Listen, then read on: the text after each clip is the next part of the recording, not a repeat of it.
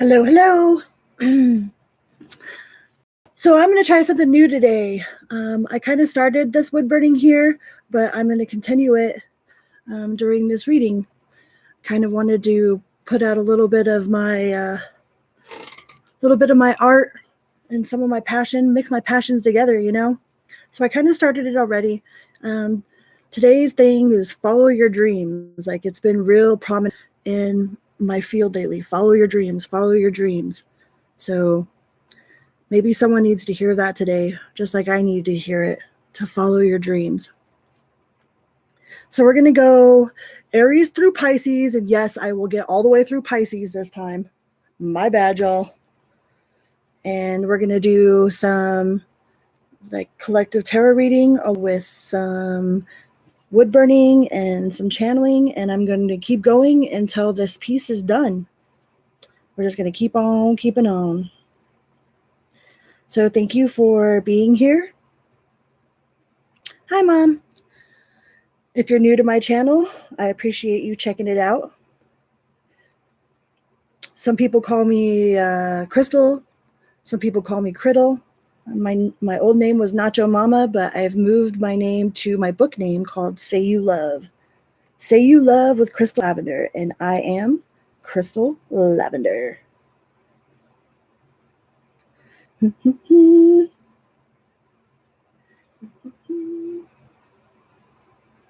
All right, can you guys hear me okay? Everybody can hear me?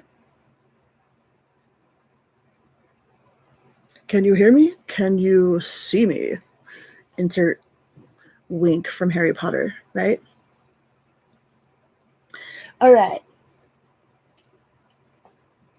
So we're going to start this out with Aries. Let me get my little pin here.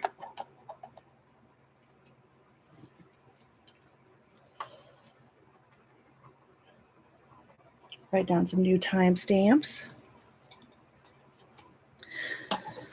So I chose the Raven, and I chose to follow your dreams for the art piece for today. This is something that I am going to be doing a lot of. I was a tattoo artist for like 20 years. So on this canvas, I can move it. It doesn't tap out. It smells good. Love it. So we're going to start out with this deck from my friend Tracie. She made this deck, Sacred Soulmates, from TR's Tarot Talk. 1111. And we're going to find out what the general energy is for Aries. The Aries Collective. See what we got going on. So the general energy for Aries, whatever it is that Aries needs to know right now. What is the general energy for Aries? I need to focus on me right now. I need to focus on me. Yes, yeah. Yep. Uh-huh. Let's get one more for the Aries, and then we'll kind of talk about these cards. Hi, Dan. Let's see. Temptation. So, Aries, you have, I need to focus on me right now. Yes, and temptation. So it looks like there's going to be something in your energy that's going to try to distract you from doing it as what you need to do. You know, maybe there's some sort of project that you've got going on that you really want to finish, that you really want to get into. And you might have somebody trying to eat your energy, to take away your time for yourself, you know? Maybe it's like your one day off and you have all these honey to-do lists. And the universe is saying, no, take time for yourself. Do something for yourself. Enjoy yourself. We talk a lot about like loving ourselves and what that encompasses, but nobody tells you what really it encompasses. Nobody tells you that loving yourself means that you have to say no to people that you love, you know, because you're so used to being there for everybody else and being the rock for everyone else. And nobody tells you that saying no to people that you love is doing something good for yourself. It's setting good boundaries for yourself. Hi, Karen. So I think, Aries, your problem is right now is that people are wanting so much out of you. And you feel that if you don't follow through with what these people want, that you're a bad friend or a bad girlfriend or a bad, sibling or parent or whatever whatever it is. Maybe you feel like you're a bad coworker. Maybe they tried to call you in on your day off and you just really needed to take some time for yourself. Like, there's nothing wrong with taking time for yourself. And something's going to be very distracting. Something's going to be very enticing. It's going to seem like you have no other choice. But you definitely have a choice, Aries. And it's important that you take that time out for yourself.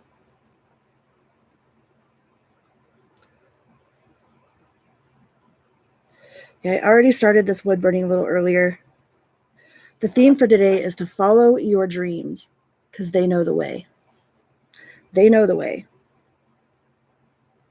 Just like your soul knows the way. Like if you don't want to do something, don't say yes to people that you know for a fact you don't want to do, because then you're wasting your energy and saying to yourself that you don't care about what you feel. Every time that you say yes to something that you want to say no to,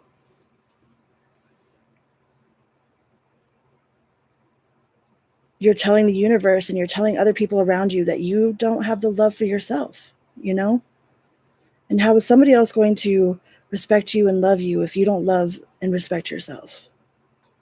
I know this gets beat into a lot of, it's like a never-ending freaking record.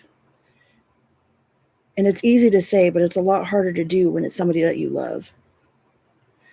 So Aries, you're going to be tempted. You're going to be super tempted to do something that you don't really want to do because you feel like not doing so is going to make you a bad friend or make you a bad lover or a bad parent.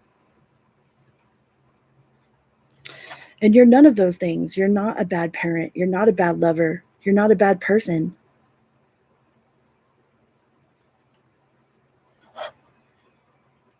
And you have to remind people that you have to love you too,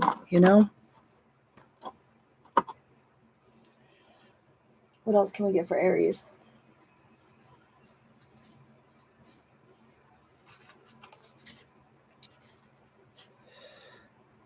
It says, get off your ex's page, say a prayer, and go the F to sleep. Go the fuck to sleep. Sorry, yes, I do cuss. You're not going to find anything worthwhile snooping around on your ex's Insta or Facebook or Snap or whatever. They're your ex for a reason. Ask yourself what you're looking for from them and see if you can give it to yourself. You almost always can.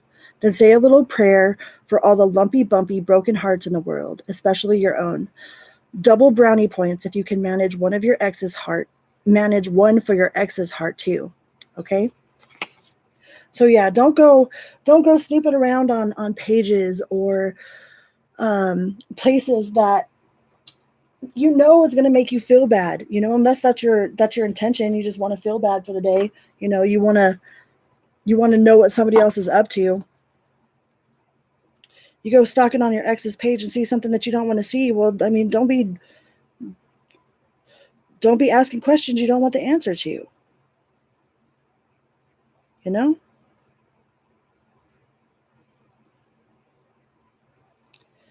It's weird talking to myself. But I'm not talking to myself. I'm talking to you guys.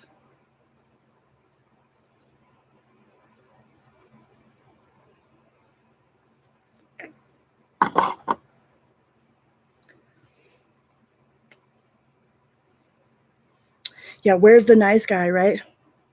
Well, the nice guy The doormat didn't love themselves. The doormat would do your laundry at 2:00 in the morning because they felt like that's what, would make you love them more, And then we get so upset. We're like, well, I did this and I did this and I did this for you. And then we get so upset when it's not reciprocated, But then when we're doing something out of an expectation of somebody doing it for us, then we're always setting ourselves up for disaster. Always setting ourselves up for disaster, because people will always disappoint. I mean, not always, not everyone, but when you set up some sort of expectation, you're writing a contract that only you signed. This other person didn't know that you signed that contract. They had no idea. So Aries, I think you should spend your time seeking higher knowledge, like get to know thyself, learn what it is that you like doing. Spend a little time in your own bubble, away from distraction, away from things that are tempting to get you to say yes to things you really don't want to do. I was just talking about soul contracts. And here it is, a soul contract, or just contracts in general. Like, you don't owe nobody nothing. You got to stay true to you. Where are we at? Taurus, 10, 7. Let's see what the overall energy for you is today, Taurus. Taurus. What is the overall energy for you today?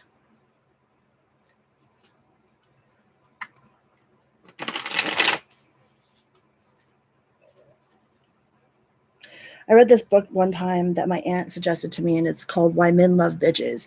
And it's like, we fight so hard to be the yes person. We think that doing all these things for someone will make them love us more. Like, I said yes to you at 2:00 in the morning to wash, have you wash my clothes. I said yes when I was busy doing this to have you, I forgot what I was saying.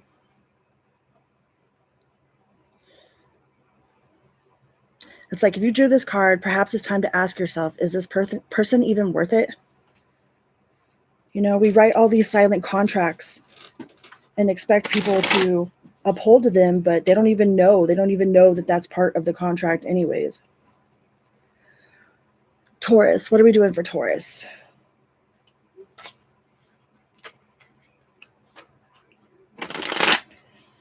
It's weird. I have so much to say and so much to share. It's like, ooh, Taurus, you forget me. Forget me. You deserve better.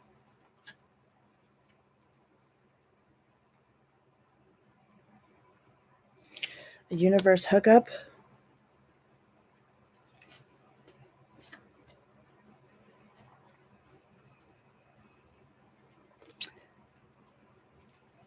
And runner.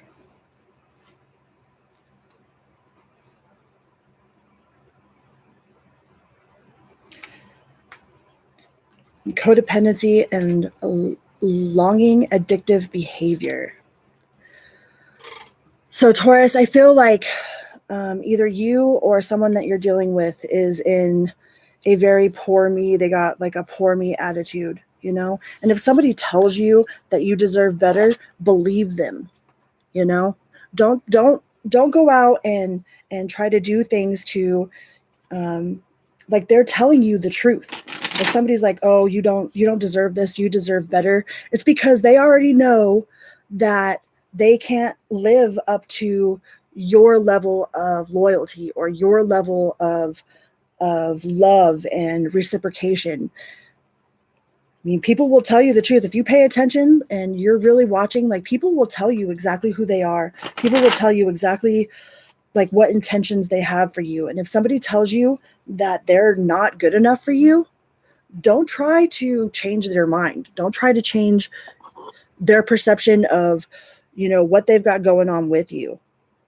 A lot of times we get into these relationships and we think, oh, this person is this and this, and they show you who they are. And then we try to paint it into a whole other different freaking color.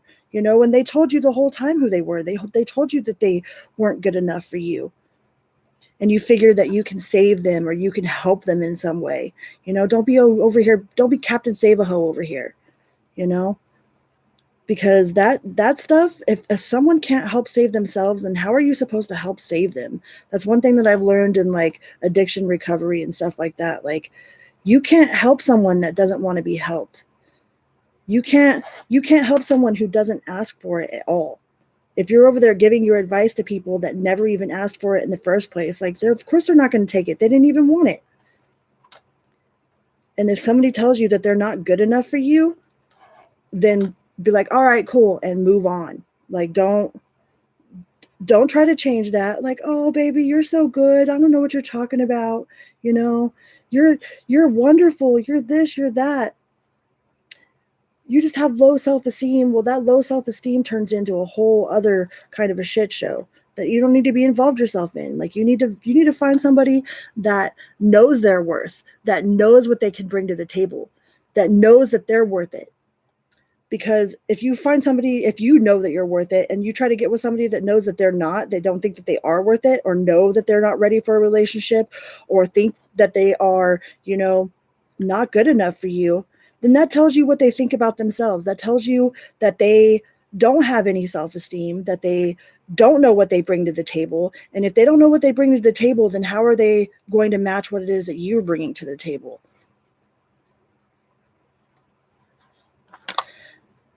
No, it's a raven. How are you going to be able to find somebody that doesn't know their own worth to match your level of commitment and your level of love and appreciation and respect and value? You know, and if you get with somebody that's already with somebody, that tells you enough all by itself. Like, you don't need to be getting with people that are with somebody. That's like a instantaneous no. That's a real hard no.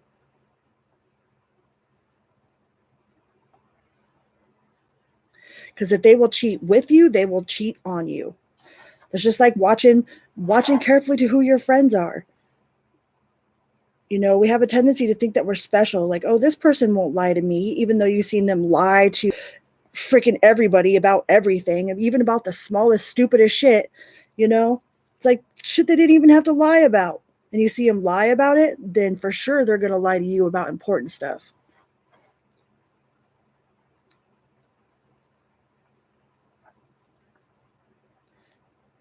So pay attention to people, because they do tell you their true colors. And if they're telling you that they don't think that they're worth it, then go find somebody that knows that they are.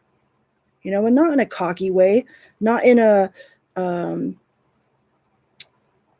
you know, not being arrogant about it, but somebody that just knows what they can bring to the table. Like, oh, I bring love and honesty and truth and, you know, loyalty and honor and communication. And, you know, not to say that anyone that they're perfect, but I mean, people are perfectly imperfect. You know, some people know their flaws. Like, I procrastinate. I know that's my flaw. I'm a procrastinator. I'm a master procrastinator. And that's one of my bigger flaws. I'm real like la-di-da, you know, and I've been working on it. I've been working on being on time to events, to social events, to, you know, being on time when I say I'm going to be there. I've gotten a lot better with it. But man, I used to be so bad at it.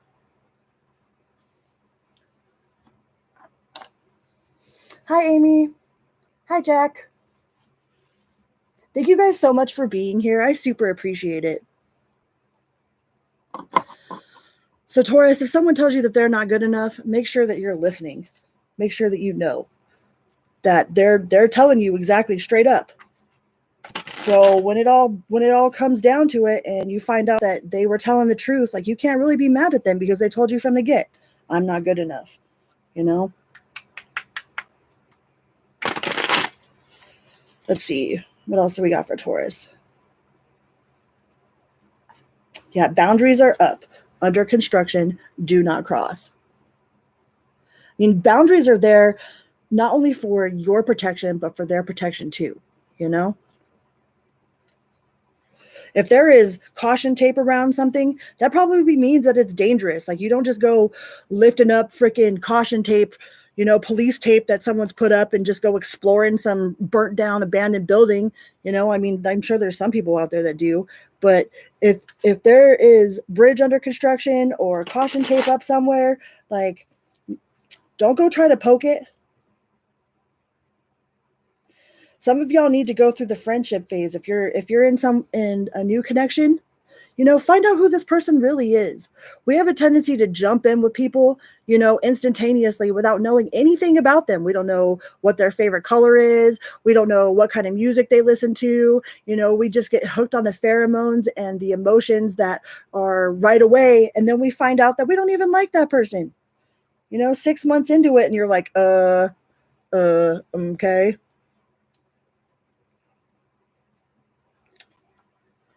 Like, so now what? Now what is the next person that you hook up with? You need to actually get to know them a little better, get to know who they are, get to know their work ethic, get to know the relationship with their parents. Like, if you see them lying to everybody, and how they treat the waiter, if they put their cart back. I know those aren't like huge deals, but they really are kind of huge deals, because it's the little things, man.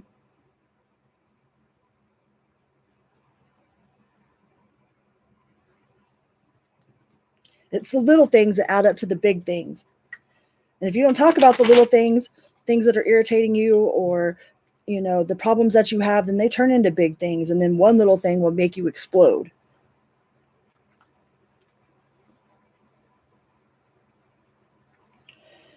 So make sure that you're paying attention, Taurus. If someone is showing you their true colors, don't try to repaint them, because then you're going to be mad about it, and then it's not even really their fault, because they showed you to begin with and you just let it happen. You just ignored it. You just swept it under the rug, because we have this tendency, when we love people, we want to see the best in them. We don't see who they are actually.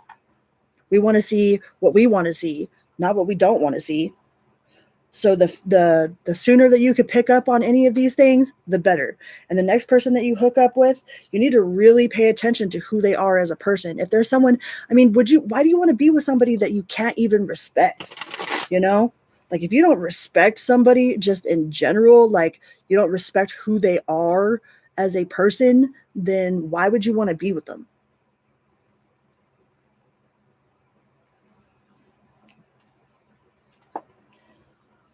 Let's see what else we can get over here.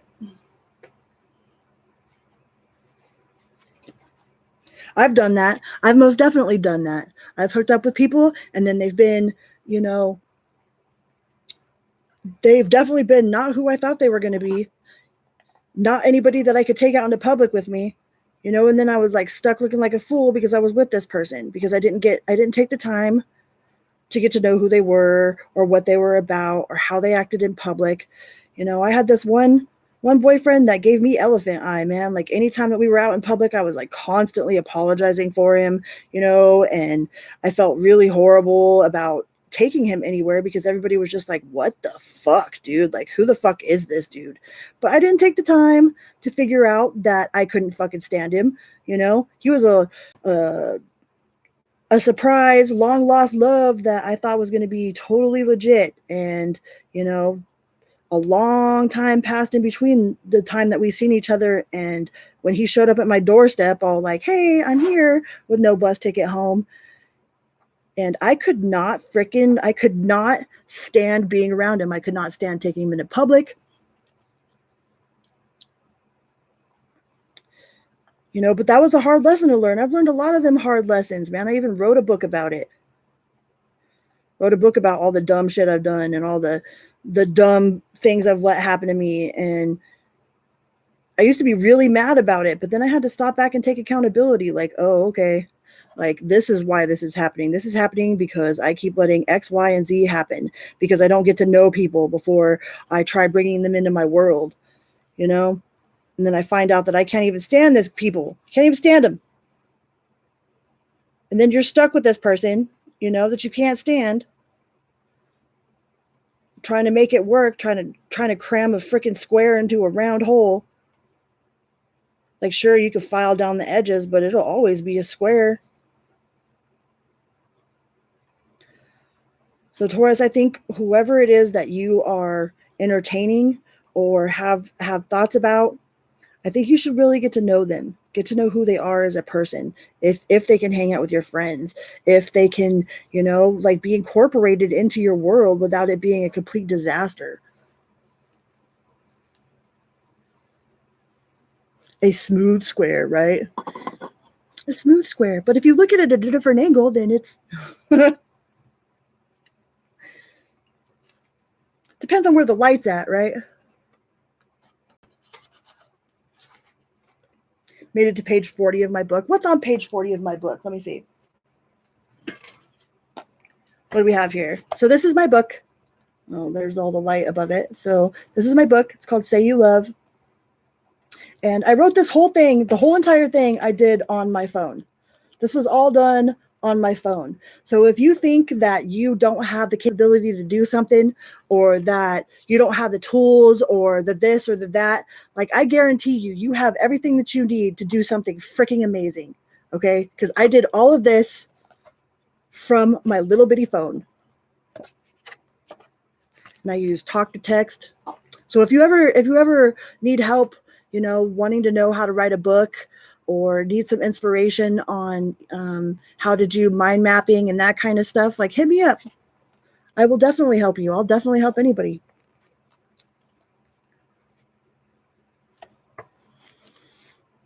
What's on page 40? 42. You've only made it this far into my book, Mom. That you've made it this far. I haven't even been on the road yet. Didn't even make it to the road yet. But I mean, it is, yeah, insert trigger warning. There's some stuff in there that's probably really triggering to some people, you know, but it needed to be said. I have no shame, man.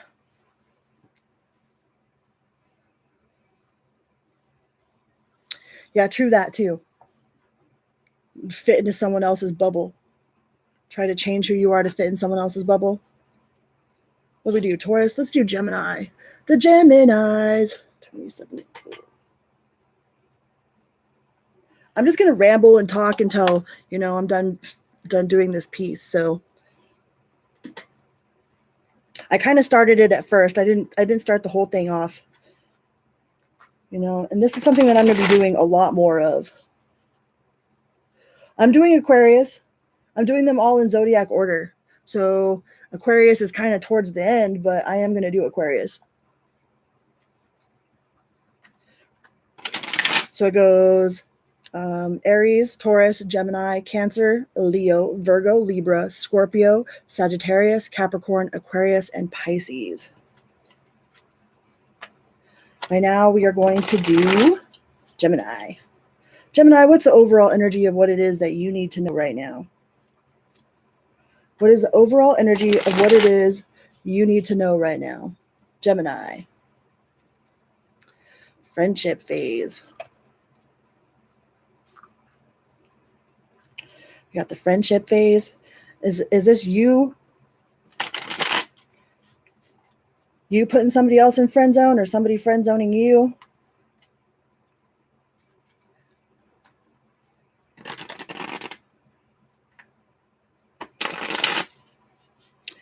Friendship phase. Divine masculine, the Emperor is healing. Well, that's good. That's really good. And you have a soul contract. So Gemini, if you are looking into a new relationship, or you kind of have somebody that you have your eye on, and you guys are just friends, there ain't nothing wrong, man. That's like, there ain't nothing wrong with being friends first, you know, because this masculine right here is healing. You guys do have a soul contract. Whoever it is that you're thinking about, whoever you can't stop thinking about, like, don't rush them into anything. Oh, and you also have, I lied to you because it was easier than telling the truth. You know, I don't think this has anything to do with this divine masculine over here. I think this is a whole other thing. somebody couldn't tell you the truth, so they lied, but somebody's just a liar to begin with. And if a liar's a liar, then a liar is a liar.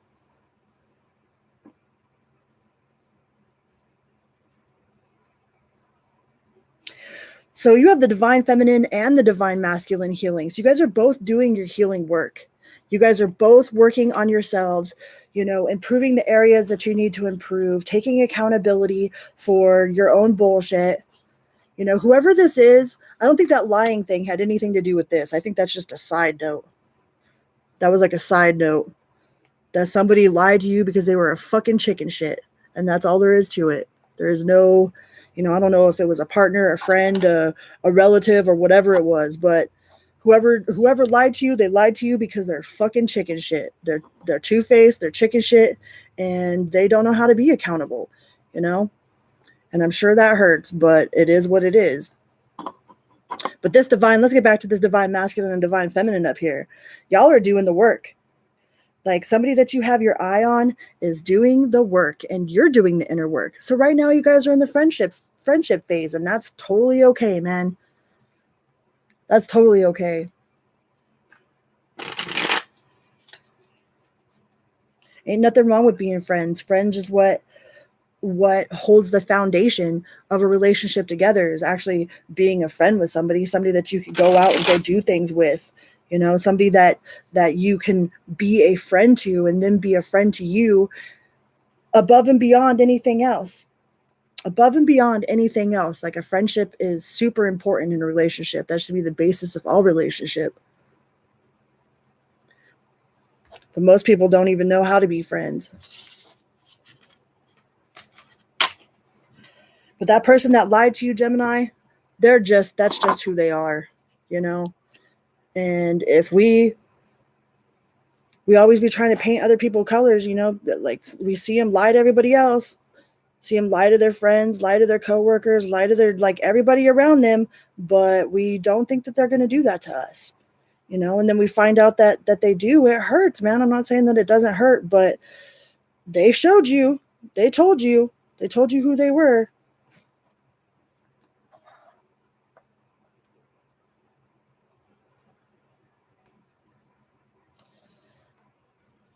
Hello.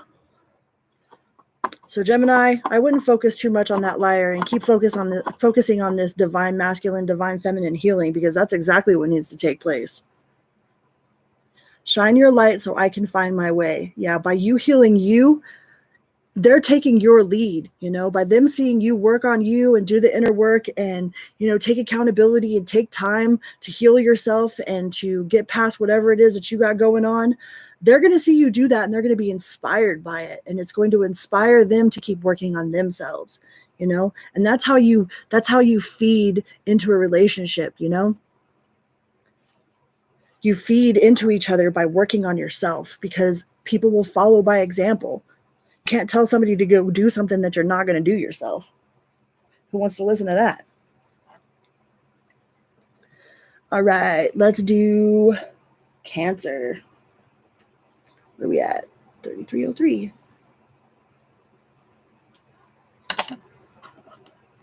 Hi, Cancer. How are you today? Cancer Collective. My North Node is in Cancer. I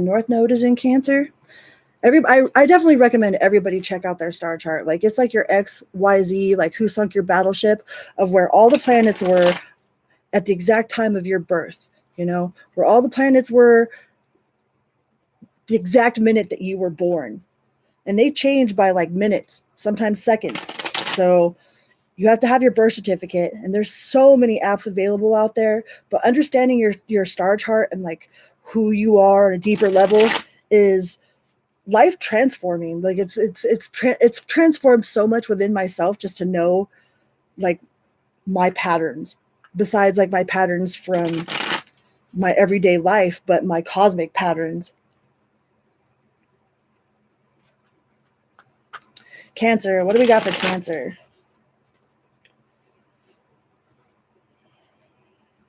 What do we got for Cancer? Cancer, Cancer, Cancer.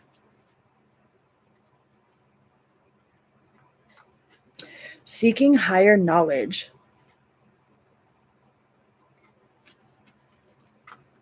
Tapping into that internal source. Sometimes it gets so loud it's hard to hear. So make sure you're going into a quiet spot. And a soul contract. So you might be looking for information on a soul contract, like asking your guides or higher self, universe, spirit, God, whatever it is.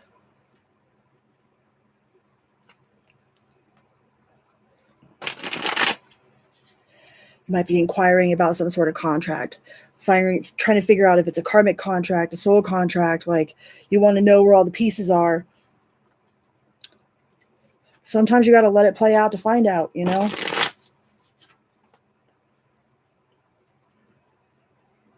If we had the background music to every single soul contract that we were ever in, then we wouldn't have learned half the things that we've learned. The majority of the stuff I've learned in my life, I have learned by fucking up royally, or by letting people fuck me up royally, you know, or by watching other people fuck up and learning from them. Like, ooh, damn, I don't want to do that.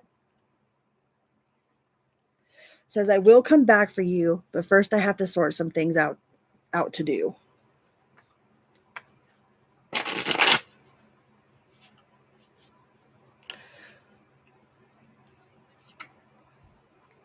We both need to do more healing before we can even consider this. So you've got some sort of super important soul contract with somebody that you don't want to mess up, you know? So you're doing a lot of soul searching, a lot of healing, a lot of growth, you know, because like maybe you really care for this person and you don't want to mess it up, you know? So you're trying to make sure that you take the time so that you don't bleed on whoever didn't cut you. Yeah, cafe astrology. I like Astro Matrix. That one's really super in depth too.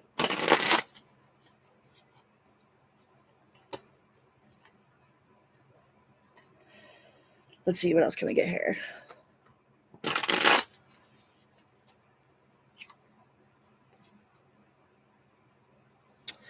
You are my catalyst to grow spiritually. Thank you. Aw, Cancer.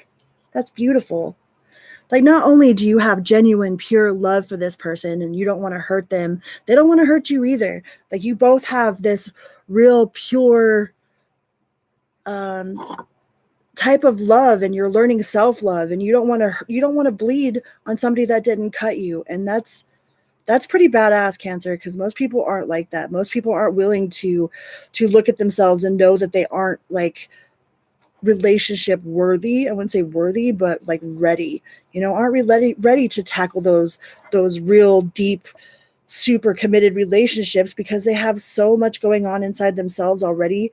And it's like, not only do you not want to burden this person with your problems, this other person doesn't want to burden you with theirs.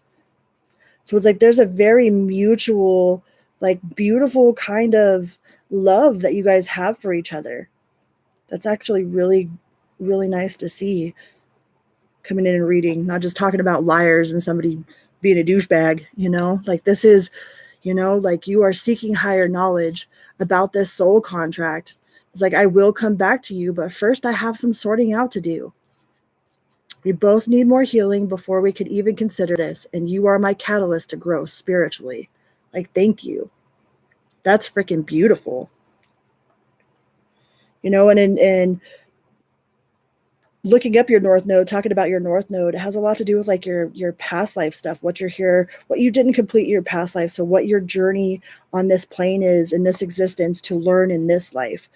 Like maybe you didn't know how to say no. Maybe you were extremely selfish in your past life or something. So in this life, you're learning how to be not so like egotistically selfish, but like selfless, but not selfless to a detriment, you know? Like your North Node has a lot to do with your past life and the things that you are here to do in this life, the things that your soul needs to learn. I've been watching a lot of my North Node readings. Like if my sun sign doesn't resonate with me, then, you know, I usually will go to my Venus sign. If I'm looking for some sort of something to do with love, then I'll check my Venus, you know.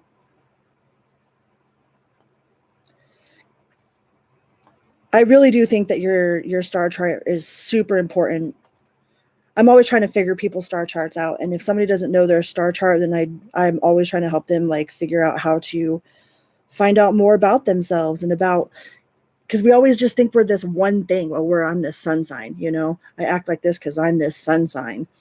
It's like not only are there responsibilities in your sun sign, there's things that you need to overcome too. Like I'm a Libra, right? Like my biggest problem is making decisions. And it's not about I can't make a decision. It's like I don't have enough information. It's like I want all the detailed information before I make a decision. Or I end up making like really like impulsive decisions because I don't have enough information, and then I end up regretting it. I could stand in a cereal aisle.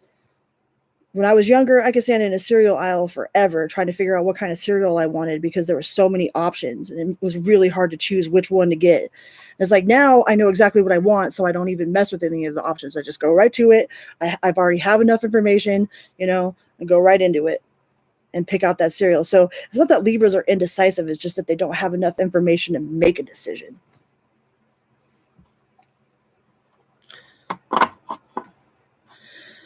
So Cancer, I think whatever this soul contract that you have is super healthy. It sounds really, really healthy and very spiritual and very reciprocated. It's not one-sided. Like both of you might not be on the same exact page in the same space, but you are on the same place, like spiritually, that's pretty impressive.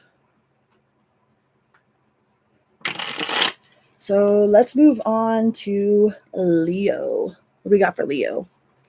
What is this? Leo. So what do we got for Leos today, universe?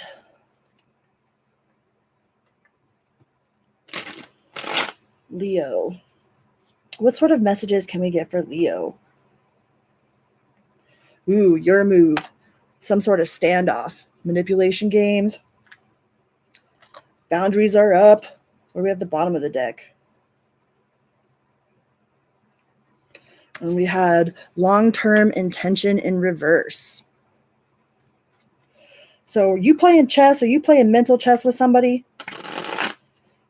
You know, playing games with people, like people will, you know, flirt with somebody on purpose just to make you jealous, you know? Just because they want some sort of reaction from you. They will go and purposely play games that they know they're gonna lose. Reminds me of that Saint Ansonia song.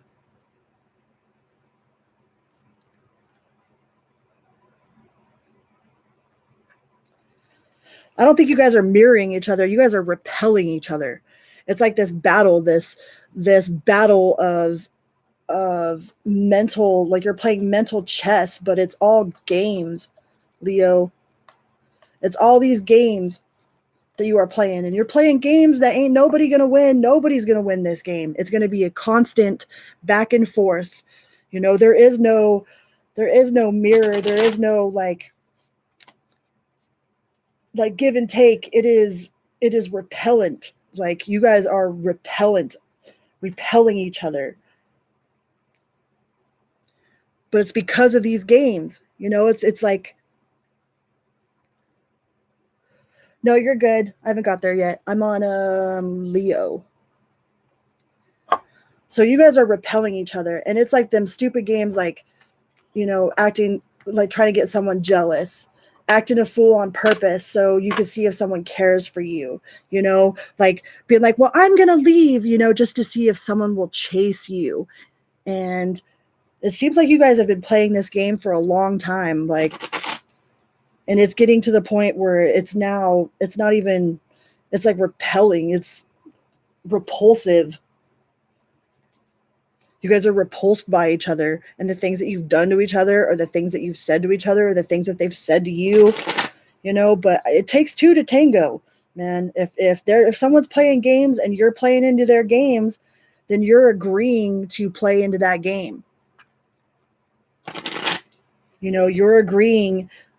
It's like some people are so good at emotional manipulation, like they can have you on the little heartstrings, and if they want you to react this way, they know that they can push this button and you act just like a puppet to go that way. Or if they push this button, if they want this response from you, then all they have to do is push this button and you'll act this way. You know, I think it's about time that you change the game, man. Change that game. Change the game up.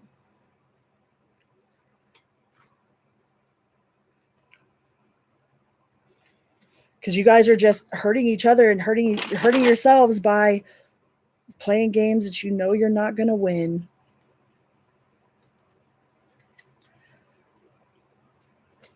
And it's become repulsive.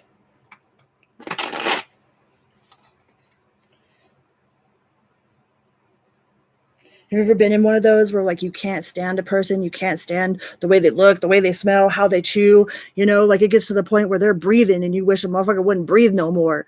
You know, it's gotten to that point. And it's because of all this back and forth mind manipulation that you guys can't stand each other. So maybe somebody needs to put a stop to some of that. Maybe next time that they try to push the same button to get you to react differently. Try to react differently. You know, you might not be able to control something of what somebody else is doing, but you have control over what you're doing. So if something that they're doing is pissing you off, you can express your concerns, like, hey, can you not do this? Because I really find that irritating, or it really upsets me when you do X, Y, or Z. But you can also learn how to react differently. Maybe not get so upset if they did this one thing. It's all within your power to not be upset at something. You have the power to change how you react to it. You know, like maybe it really pisses you off when they chew with their mouth full, you know, and you're like just over it. You've been around it for so long, you're just like, ugh, repulsive. You know, you could try to talk to them and be like, hey, I know this is a little strange, but can you please just like not talk with your mouth full of food? You know, it's just not my cup of tea, you know. And they can try to at least, you know, if they put in some effort to at least try to not do that, then you can put in some effort to at least try not to get so upset about it, you know.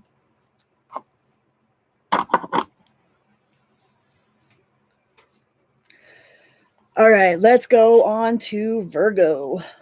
Virgo.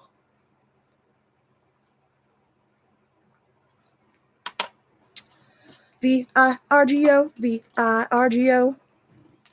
Virgo, and Virgo is the sign, yo.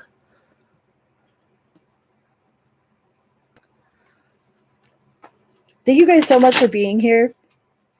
And if anybody has any suggestions on like an art piece that they want to see me do, or cards they want to see me read, or a subject that they would like, make sure to throw it in the comments after the video. You know, I will definitely listen to those and try to give you what you want. You know, tell me what you want, what you really, really want. Virgo. What do we have for Virgo?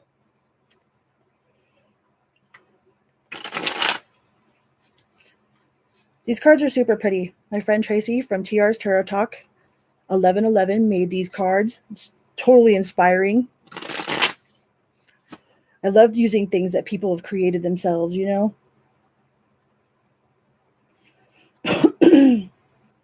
Virgo.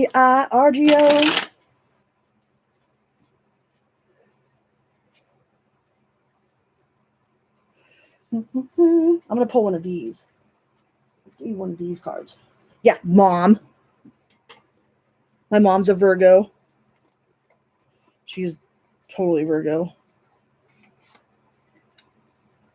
It says, oh my God, calm the fuck down. Like, geez, calm it down. Hey, I did not just pull. I pulled this card So it says 99% of your problems would be better handled if you simply calm the fuck down before you do anything. Try it. Are you butthurt about something? Calm the fuck down. Are you afraid? Calm the fuck down. Is the house on fire? Okay, well, get out of there, call 911, and then calm the fuck down. I didn't do it. I pulled that card. That was the card. And it's a card. There's all these cards, and that was the card I pulled.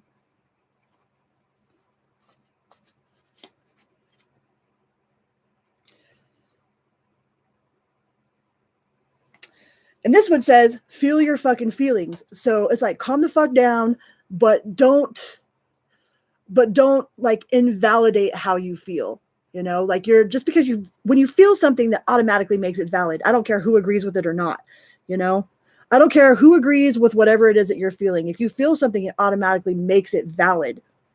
But at the same time, calm the fuck down. So set a timer for 30 minutes and give yourself full permission to feel whatever it is that you've been avoiding. Organize your sock drawer while you cry or seethe or get jiggly with someone hardcore or get jiggy with some hardcore self-pity. Then when the time is up, get off your ass and do something constructive. Your big little sweetheart of a heart will thank you later. So yeah, I guess if you want to flip out or be completely like, you know, set a time limit for it. It's okay to feel your feelings, and like feelings are absolutely valid no matter what it is, no matter how silly it may seem, no matter how someone might think it's freaking stupid that you feel that way, or no matter how somebody tries to dismiss what it is that you're feeling. Like your feelings are automatically valid, because if they weren't valid, then you wouldn't be feeling that way. But just because you're feeling something also doesn't make it fact, you know? It doesn't make it the fact. It's valid, but it's not the fact. So set yourself up some time, you know, maybe with a partner, to be able to freely express yourself without someone getting mad. Like, hey, I just want to express this, or, you know, I'm just going to set this time aside so I can yell into my pillow or scream fuck as loud as I want, or, you know, I'm going to set this much time to worry about something. I'm going to set up this much time to react this certain way. And once that time's over, then it's time to move on to something else. Like give yourself a label, you know, Virgos and your labels. So give yourself a label time. Like, okay, I have this much time to dwell on this, or to think about this, or to react this way, you know? And give yourself full permission to act and behave however you want to do. And those, like, you know, as long as you're not hurting nobody or hurting yourself, you know, you're not like banging your head against a wall, literally, or something, you know, then give yourself permission to feel whatever it is that you feel. And if you got somebody there that, you know, that can feel these things with you, you know, you could ask him to join in on your fuck it session. Like, hey, I am going to be in the middle of a fuck this, fuck that session. Do you want to join me in this, fuck that session? You know? Like, it's okay to be mad. Sometimes it's more fun to be mad with a friend, you know? Or mad with your partner. Like, hey, do you want to be mad with me today? That's one of my favorite things to do. If I'm mad, then I just incorporate people to be mad with me. Like, hey, I'm going to be in a bad mood today. I'm in a bad mood. Do you want to be in a bad mood with me? We just be bad moods together. And then it makes it not so bad. And then it turns into kind of fun. Then you end up having more fun than you are mad about anything or sad about anything.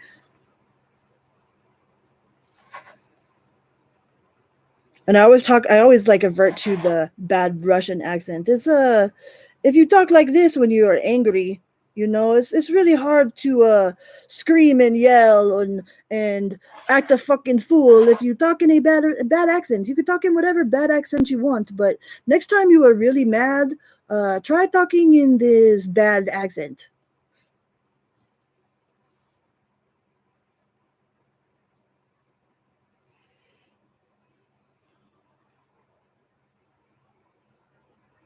Yeah, man up, mom. It's okay. Stuff happens. Emotions are real. You know, sometimes we feel them more deeply than other times, and some people definitely feel more deeply than others. And because you feel something, like if you feel something, it's automatically valid no matter what. It doesn't matter how silly, how whatever it is. Like if the fact that you feel something in general is valid, it makes it 100% instantaneously valid, no matter who agrees with it.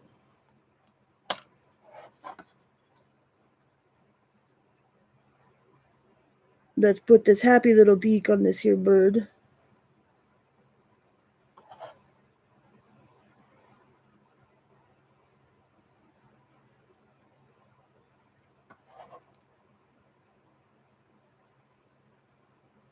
Happy little beak.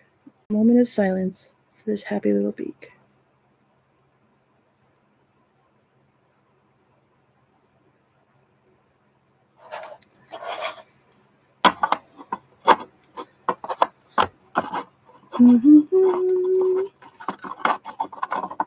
All right. So Virgo, feel your feelings and set a time aside for you to feel your feelings and for them to be totally okay with feeling your feelings, but don't get sucked up into feeling like that all day long. Don't let one feeling take off and run the whole freaking show for the rest of the day. Like, you are in control of your feelings and your emotions. They should not be in control of you.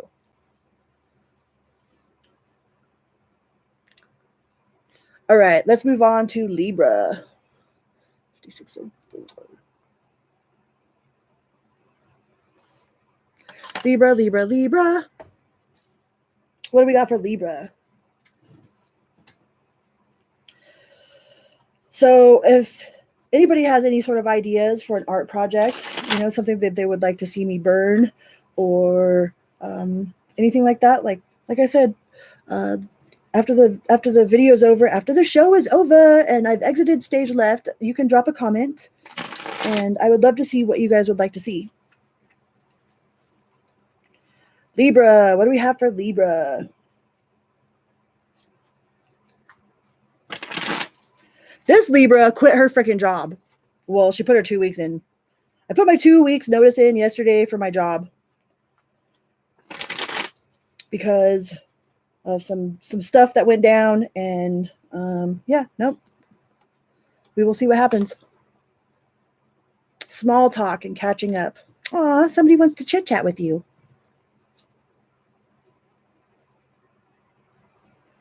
What will people say?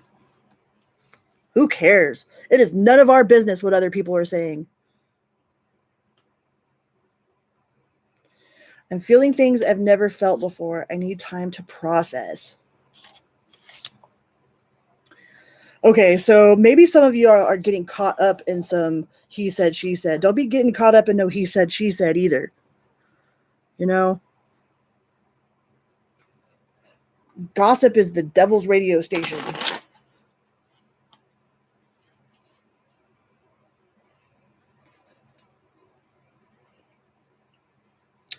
Self-care is not selfish. Healing me, right? Feeling things that I've never felt before. I need time to process. Don't get caught up in no gossip and no he said, she said. You know, somebody might be wanting to chat you up or to have some sort of small talk, but they may be trying to talk to you to get the scoop about something else. And don't fall into that, Libra. Don't be falling into no he said, she said. It ain't none of my business what he said or she said. You know, there's been times that people are like, oh my God, did you hear what they said about you? I'm like, I do not care what they said about me. It is none of my business what they said about me because they didn't say it to me. So if they wanted me to know, they would have said it to me, not about me. You know what I mean?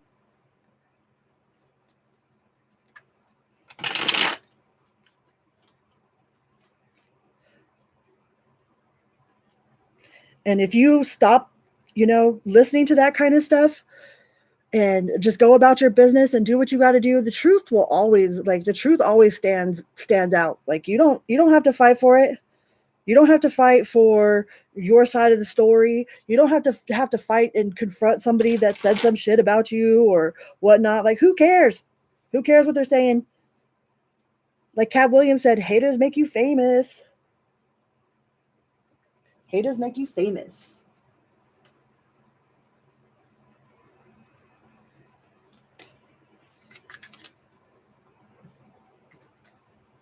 There's going to be people that hate you for no reason. Just because you're doing, they might hate you, but they are always watching you, always talking about you, always like gossiping about you. Because I don't think this is you guys doing this. I don't think that my people out there are going to be the ones gossiping and hating on people for no reason. You know what I mean? Even if you have a reason, you're probably not hating on people.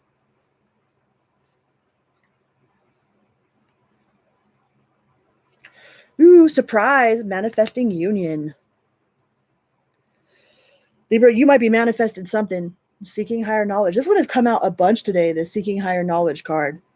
I'm proud of my people then. Everybody's on a path to seeking higher knowledge. A path to understanding, like having more awareness. I have responsibilities. So you might feel burdened by carrying so much weight. And a lot of this weight that you're carrying might not even be your weight to carry. Maybe you guys are carrying like some of your best friend stuff, maybe your best friend had a problem and you're carrying it. We turn other people's things. That's one of the things about being an empath too, is we have a tendency to carry everything. We take all of it. We have to learn how to observe and not absorb. We have to observe the stuff, not absorb it. Absorb it.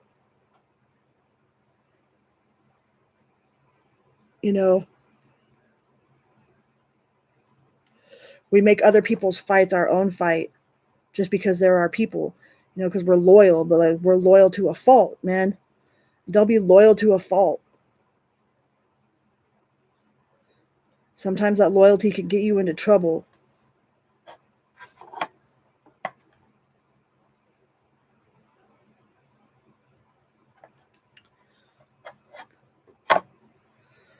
All right.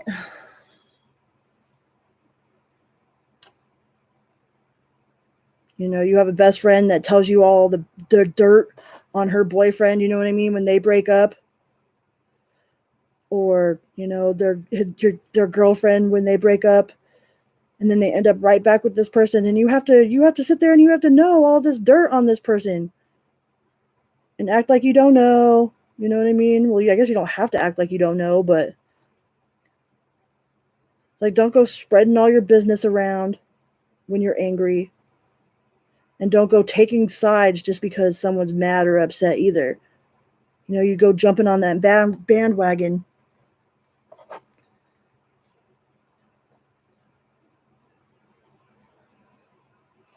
You go jumping on this bandwagon of, hell yeah, let's ride. Like, yeah, you could be ride or die, but I mean, to who? For what? Have you ever tried to help somebody like that was getting, like, some girl getting their butt beat by their man in the parking lot, and you go try to rescue this girl and then she starts hitting you, like, don't beat up on my man. It's like, nope, just stay out of that. Just stay out of some sort of marital fights or anybody fighting with their spouses or whatnot. Like, if somebody really needs to be rescued, they will come and ask you for help. I mean, not to say that if you see somebody really getting hurt out there to not do anything at all. Like, don't just turn a blind cheek and not do nothing, but definitely be careful what sort of battles that you put yourself into or what sort of battles you pick up to be yours, because not all these battles are yours to carry.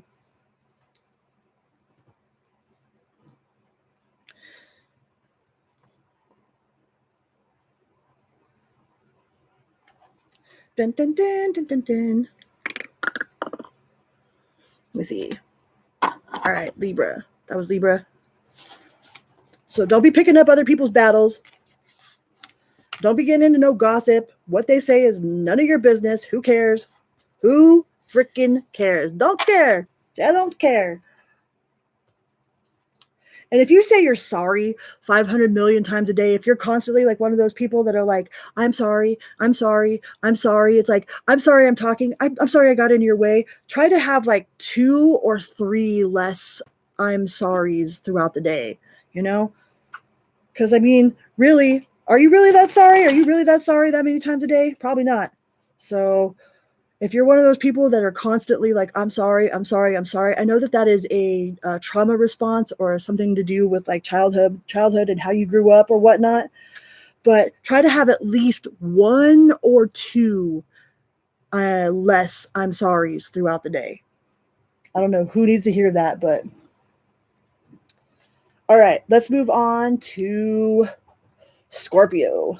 Where are we at? Scorpio.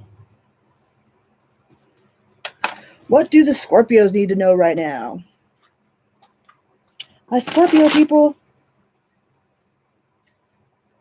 I have a Scorpio stellium. I might as well just be a Scorpio. I have so much Scorpio in my chart. Might as well be a freaking Scorpio.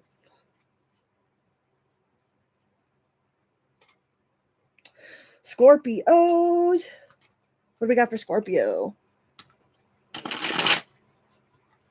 Thank you guys so much for being here. I really super appreciate it. Let's get one of these cards. I'm going to pull out one of these guys. Which one? This one right here? Let's see what this one says. The present moment is amazing. Amazing. Awe-inspiring. Open your eyeballs and look around. Even if you happen to be in the shittiest of shit times, there's probably something beautiful to notice right this very second. It could be that babies have eyelashes, and how could babies get any fucking cuter than having little baby eyelashes? Or maybe it's just that you took a breath and you didn't think that you'd be able to do that. You did it. Amazeballs, you fucking breathed. The present moment, like, there is no such thing as the past. Like, the past is just our brain remembering stuff, you know? Like, and our brain will remember stuff so clearly that we can relive trauma over and over and over and over and over and over and over again. You know, we could put ourselves right back into the most traumatic situation that we've ever been in, even though we're not even living in it. Even though in the present moment, we are safe, we are secure, we are loved, we are surrounded by love, you know. But we could take ourselves in an instant and put ourselves right into this panic and this terror, you know, just by being in our mind. Our own mind can deceive the hell out of us sometimes, man. Like, learning how to control our own mind is something that I think that, you know, humans spend their entire lives either trying to fight or trying to learn.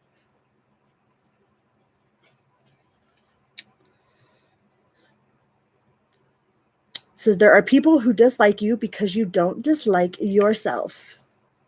This is true. The biggest revenge we can have on people who judge us is to love ourselves hard and for really reals. Some people are going to talk shit about you simply because you are shining bright. Shine anyways. People are going to say whatever they're going to say. You know, people are going to say whatever they're going to say. They're going to do whatever they're going to do. You know, you have absolutely no control over anybody else but you. The only person in this whole entire world that you have control over is you. The only thing that you have control over in this whole entire world is your own reactions to things, your own actions to things. That's like true wealth. The true wealth is the kind of stuff that you take to your grave with you. You know, like, you don't take money to the grave with you. You take your integrity to the grave with you. You take who you are as a person to the grave with you. You know, you take the impact that you left on the people around you to the grave with you, because those memories of you remain. But you have no control over anybody else and what they say or what they do, how they act, how they feel. Some people like to think that they have control over you, and some people, you know, if they're really good emotional manipulators and you've let them you've let them hold them strings for too long. Like some people can control how you feel, or they think that they have control over how you feel or how you act. But as soon as you flip that script on them, and stopped acting the exact same way that you always act, or if they do this and they push that button and they get this response from you, once you learn how to control your emotions and then they don't get the reaction that they're looking for from you, then they stop doing it. It's like if your goat is gettable, somebody's going to get your goat.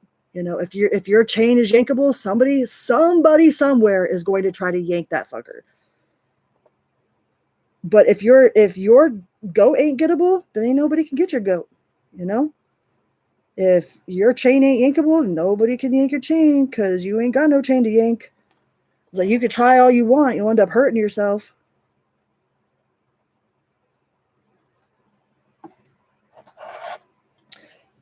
So some of you might be having issues out there with somebody saying this or spreading rumors or like, oh my God, did you hear what she did or what they did? Or did you know that this and this and this about this person? Or, you know what I mean? Like, who cares? Let them people be on whatever frequency that they want to be on, because it's going to come back to them. It always does. It always does. And how you respond is up to you. No one else has control over that but you. So don't give them the satisfaction of being upset, because they're trying to make you upset anyways. So then they win. Don't give them that satisfaction.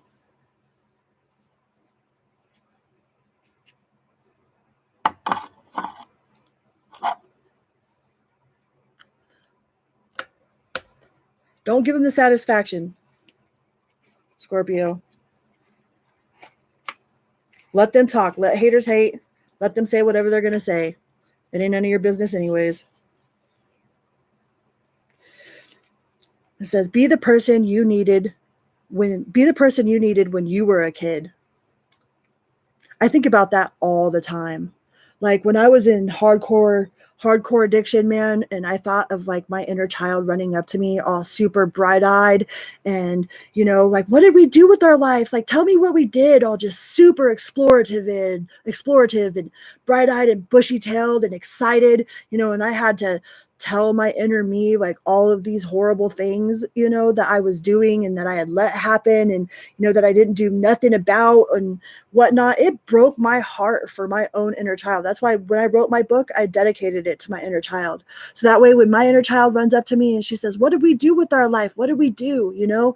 I can say all of these things. And then we did this, then we published this book. Then we helped this person publish their book. Then we, inspired this person to be the best them that they could be. We helped this person not give two fucks about what other people say. We helped raise the collective consciousness. Like we succeeded in our mission, So being the person, like what person, when that inner child runs up to you and says, what did we do with our life? What do you want to be able to tell them? What are you going to tell them? How does that make you feel? How does that make you feel? Does that make you feel happy? Like, wow, yeah, we did this and this.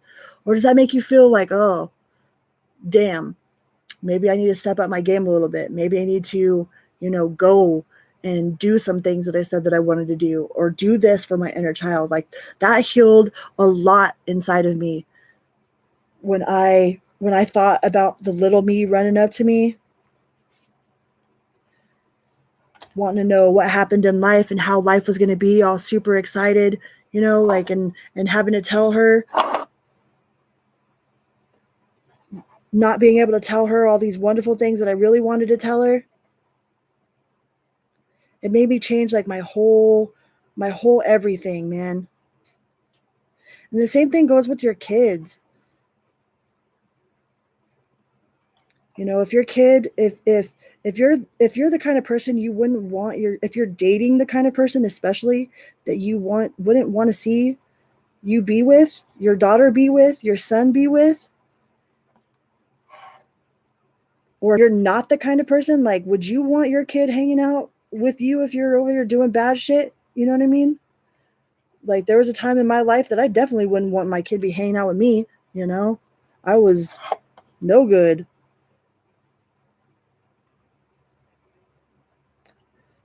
I was definitely up to no good for a long period of my life, you know?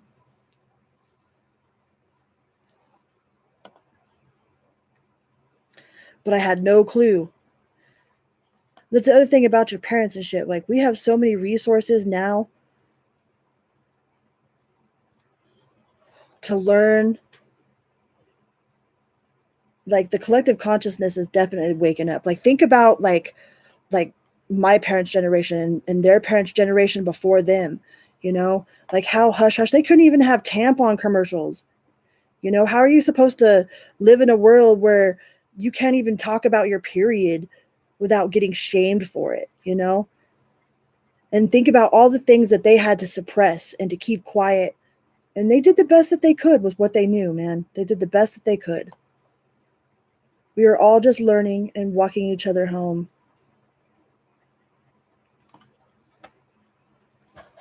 And if you're beating yourself up over something that you did as a parent, remember that you aren't perfect. Like, none of us are perfect.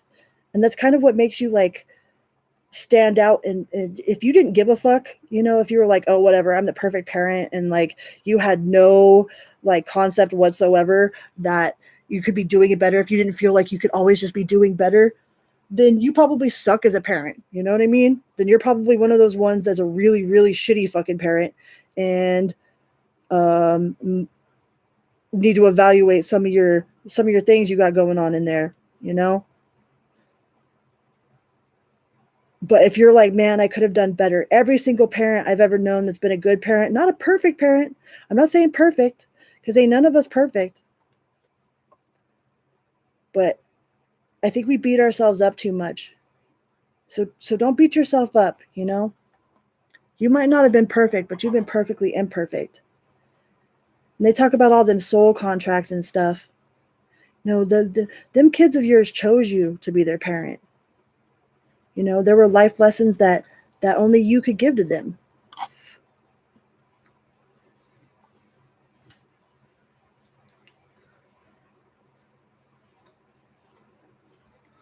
Life lessons that only you could provide in this lifetime for them. So don't beat yourself up too much.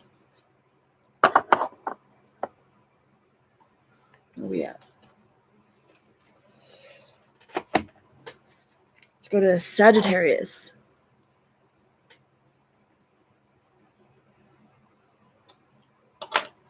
Sagittarius. Sorry, I'm just on here just talking, rambling, doing the wood burning. Saggy Wadgies. Sagittarius. What sort of stuff does Sagittarius got going on right now? What sort of messages does Sagittarius need to know? Sagittarius. What sort of messages does Sag need? Reconnection and communication. A soul contract.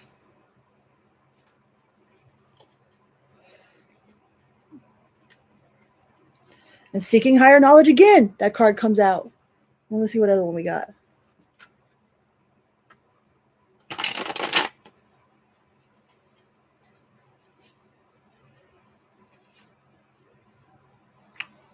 Reliving the memories of the good times. Nostalgia. Ooh, do you have somebody coming back, Sagittarius? Somebody reminiscing about the good old days? Reaching out to you like, hey, I was just thinking about you the other day, you know? Thinking about the good old days. But if this is someone that you separated from, don't let the nostalgia like make you forget about what really happened, unless it was like a peaceful parting. Like maybe you guys parted on peaceful terms, you know? Maybe just life got in the way and you needed to do one thing and they needed to do the other, and now you guys are coming back together again. Because I love heart reunion.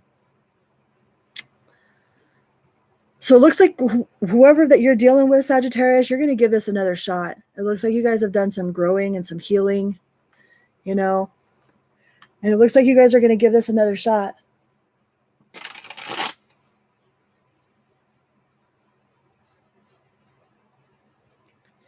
It looks like it's going to be successful. You know, right now you're kind of just going through the friendship phase and talking to each other. You know, but it looks like you guys are going to give this another shot. Or you're at least open to the idea of giving it another shot. Not to say that you will or you won't, but you're open to the idea of it.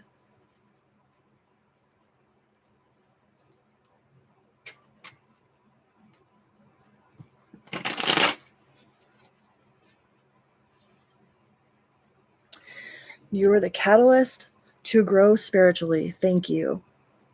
Aw. That's the second time this card has came out today. So maybe some of you guys are dealing with the Cancer. Maybe there's a Sagittarius out there dealing with the Cancer, because I was in the Cancer reading. So somebody out there is thinking back on all the good times, you know, all the good times that you guys had. You guys definitely have some sort of soul contract. You know, there's a lot of reminiscing, a lot of thinking back about what coulda, woulda, shoulda, you know, but I don't think that you guys separated on bad terms if you were in a relationship, or maybe you never even got in a relationship, you know. Maybe it was like relationship potential, but then, you know, this person's job moved them over here, or, you know, maybe you guys were in high school and their parents moved you to over here, or somehow there was some sort of separation, but you've like never left their mind. You are always on my mind.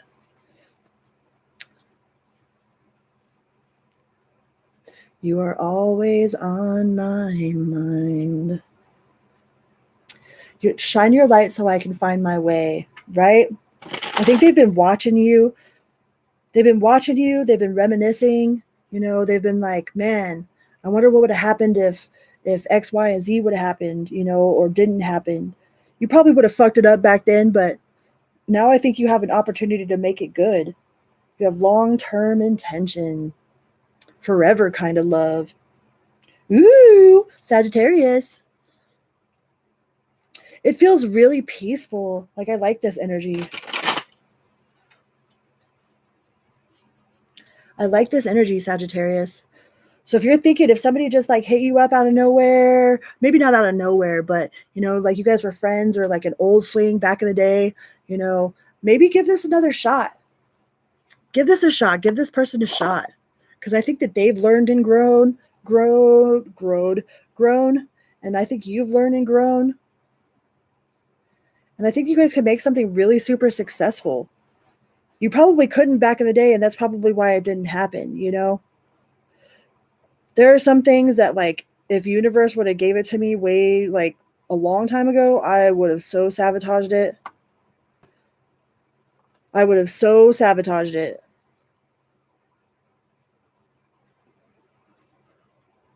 So some things work out perfectly to your benefit. You know, some people get together in the freaking, like, they're almost in a freaking retirement home, and then they end up spending the rest of their lives with each other.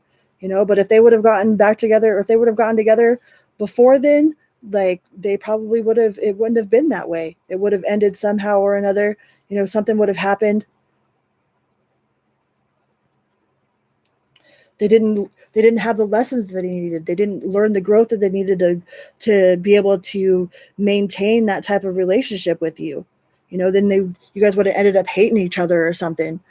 You know, but since it didn't happen, or it happened peacefully at that point, you guys have this opportunity to actually like really grow with each other.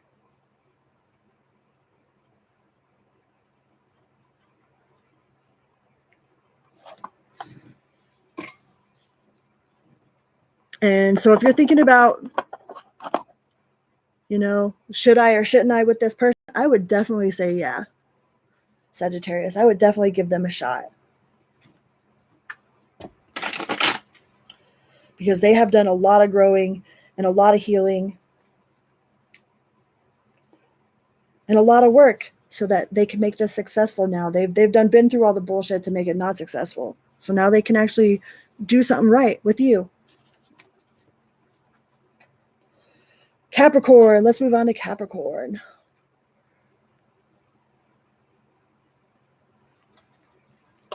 124. Capricorn. Yeah, if you're beating yourself up over something you did and reflecting on what you would do differently, congratulations. You got the lesson that the situation was meant to teach you, right? That's why like saying you're sorry without really understanding what it is that you did is like empty words, you know? It's like, yeah, you're saying you're sorry, but if you don't even really know what you did wrong and you can't reflect on how you would do it differently, then what are you even saying you're sorry for? You're saying you're sorry because that's what's expected, you know? And then it's just empty. Capricorn, fear of being rejected. Woo! They're scared. They're scared, Capricorn.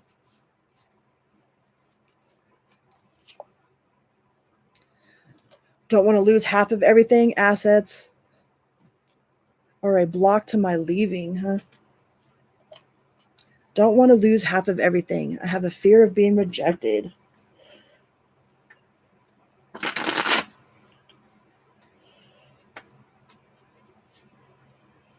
Capricorn, maybe some of y'all have either are with someone or have been with someone and battling your demons. Ooh, Capricorn. You might be with someone that has just recently been through a divorce, or maybe you've gone through a divorce before, and like you're like, no, I ain't ever signing that contract again because I know what it's like to lose half of my everything, you know, and have to rebuild from scratch. You know, you're like you're like you're gonna sign a prenup, even if I live in a cardboard box. This box is mine. I worked too hard for it. You are not stealing my box. So either you or someone that you're dealing with is super scared of falling in love again. Super, super scared. They're like, nope, nope, nope, nope, nope, nope. Ain't doing it. I ain't going through that again. I'm not doing it again. Woo! Look at them Band-Aids.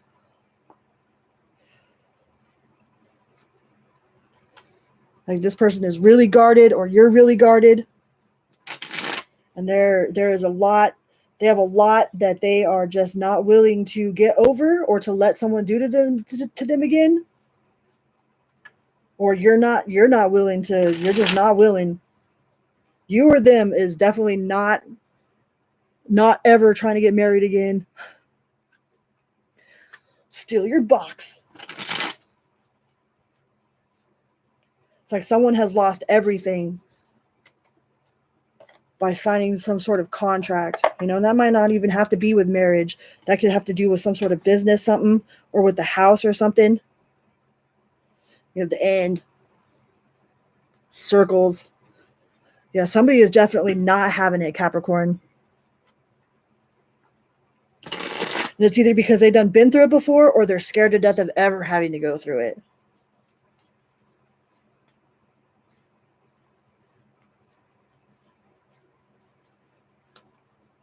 Like, you will sign a prenup. You can't have this box. Well, maybe make those arrangements in the very beginning. Like, so if this ever does happen, like, just make it be known from the get what you expect, what you're willing to compromise with, what you're not willing to compromise with.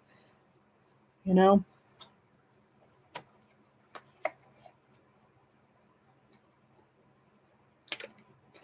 And the card I pulled from this one is the world doesn't owe you anything. Acting like the world owes you something keeps you in a mentality of scarcity. Here's the hard truth. The universe never borrowed anything from you. All the gifts she's given you so far have been gifts. If you treat everything in your life like that, you'll be a lot happier. Unless you're a dick, then you'll just be grumpy. It's your choice. So yeah, some of you might have like this chip on your shoulder because of all the things that you've done for somebody and they never done. I do all this stuff for everybody else and nobody ever does anything for me. You know, like you might have this like I ain't doing nothing for nobody ever again, you know. But it's like when you do stuff because you expect to get something in return, then you're signing that contract. You're signing this one-sided contract. And anytime that you have some sort of unstated expectation, with somebody else, like that, you're setting yourself up for disaster. You're setting yourself up for disaster. It's like, oh, well, I did this for you, so that means you should do this and this and this for me. Well, it's like, well, if you felt that way, then why did you even do this to begin with? It's not hot enough. Too hot, not hot enough.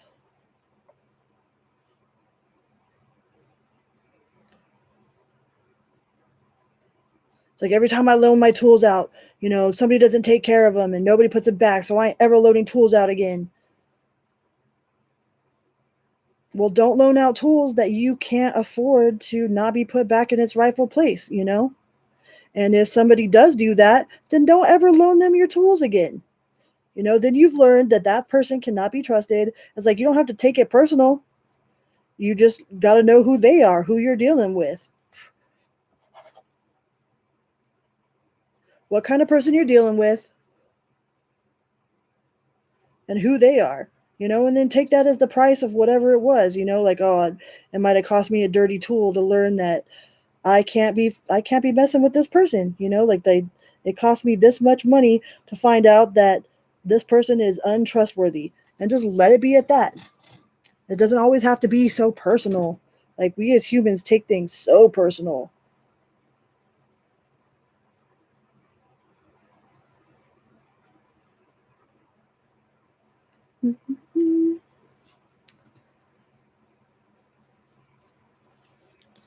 All right. We are going to move on to Aquarius. Aquarius. What do we got for Aquarius?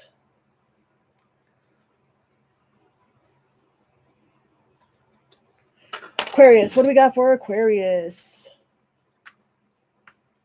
Sorry, guys. I'm all rambly. Aquarius. What sort of messages do we have for Aquarius? Aquarius.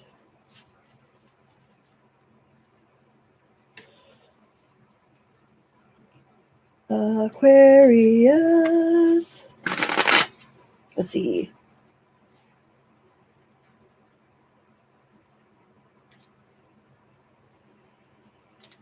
Let me use this different deck. Use a different one.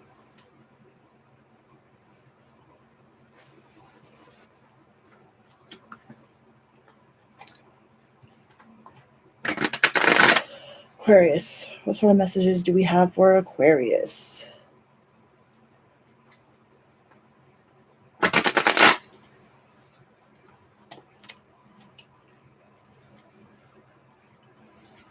Aquarius.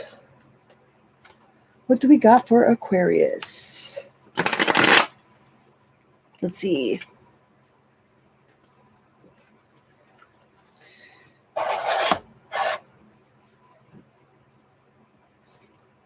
Ugh, the devil. Some of you might be dealing with a Capricorn.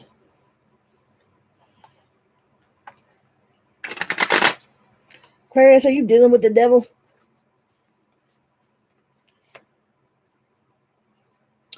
Nine of Cups. Queen of Pentacles.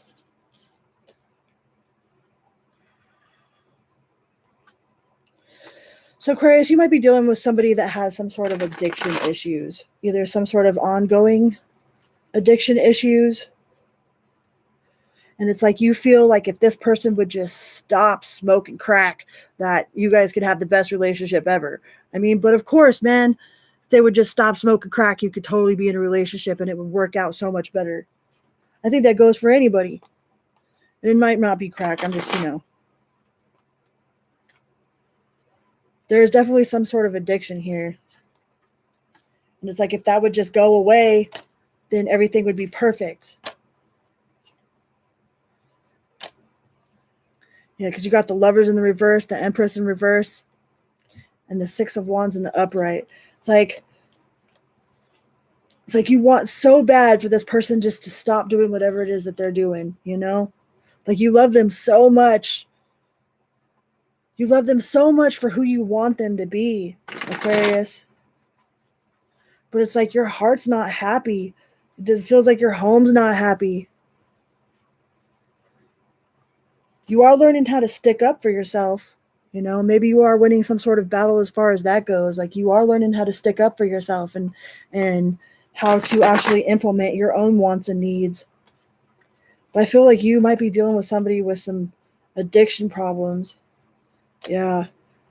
And either every time that you try to talk about it, it's like they just lash out at you, you know, and act like you're the problem. When you're just trying to communicate, it's like you just trying to communicate and talk, and they take that as an attack and then try to say that, you know, your reaction to their action is the problem, when really it's the problem is their action and not your reaction to it, you know. But it seems like you're working really hard, but you've got these abscess in there, like sometimes there are wounds on your soul that are like abscess, you know, and we try to cover them up and cover them up, but they just like get bigger and more infectious, you know. They start spreading, you know. It's like there's some sort of wound on your soul that is like an abscess that you feel like you can't talk about. Feels like you can't talk about it because whenever you try to talk about it, like it just gets blown up. It's like you don't feel like you have the freedom to be vulnerable, to express yourself, to talk to this person, you know. And you've tried all different routes, you know. You've tried yelling, you've tried talking like patiently, you've tried all kinds of different things to express how like something makes you feel, and this person is not changing it. Whatever it is there, it's not changing.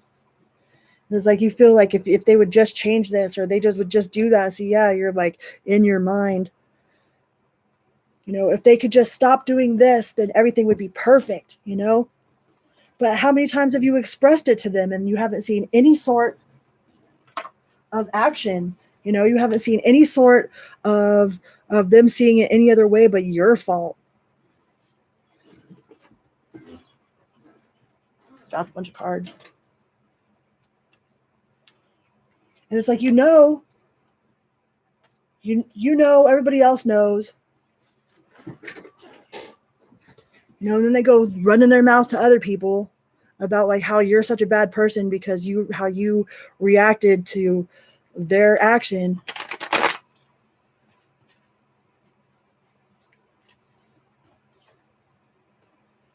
Got the Chariot. You might be thinking about moving on, moving out. You know, but like what I was saying before, like if this person is absolutely not going to put in any sort of effort, you know, and you absolutely refuse to, you know, to not be with them, then you're going to have to figure out a way to not let it affect you like it does. You know, if they're not going to change and you're not going to leave them because they're not going to change, you know, then you need to figure out how you can not make it hurt you so much. Like only you have that internal switch. Only you can turn off like how something makes you feel. You know, maybe talk to them like, hey, can you just not do this, and I will work on not reacting this way, or can you not react this way and I'll work on not doing this that pisses you off. You know, there has to be some sort of line of communication. But once people just start yelling, like nobody's listening no more, it just turns into a battle, you know. Then you're just battling. It's like talking to a brick wall.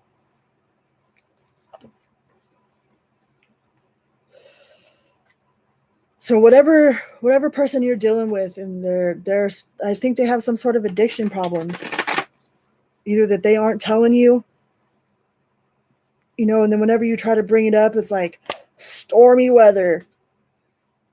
It's like you did something to hurt them, but really you're just trying to express yourself, Aquarius.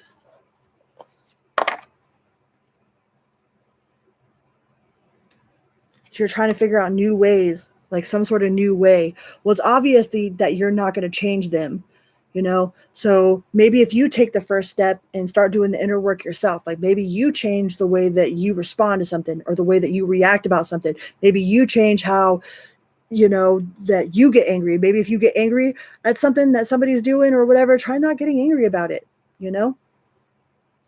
Because you obviously can't control them. You can't control nothing that they're going to do, nothing that they're going to say, nothing about how they're going to react. And then maybe they will follow suit, you know? Maybe they'll follow suit. Maybe if they see you actually doing it, maybe they'll start doing it. But you have the strength and the wheel of fortune.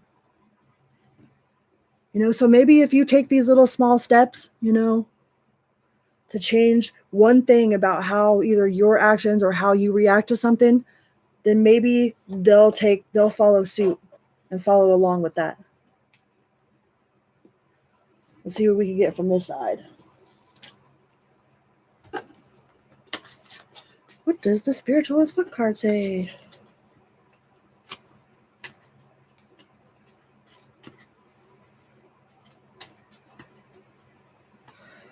What do we have for Aquarius? You are a product of what you believe. Ain't that the truth? If you think you're a turd, you're probably going to act like a turd. Treat yourself like a turd and accept turd treatment from others. Why would you do that? First off, you're not a turd. It's just physically impossible to be a turd and a sentiment being at the same time. But even if you have been kind of a turd, you believe you are golden and will bring all that's golden behavior and all that golden treatment. Today, just believe you're golden. If you liked it better there, go back to Turd Town tomorrow. That's what Dr. Joe Dispenza talks about. He's like, the universe only says that is correct. Here's some more of whatever it is that you believe, right? Like if we are constantly in belief that we're not good enough, we're not good enough, we're not good enough, the universe will show us proof that we're not good enough, we're not good enough, we're not good enough. If we are telling the universe like, oh, I'm poor, I'm poor, I'm poor, then the universe will say, that's correct. You are poor, you are poor, you are poor.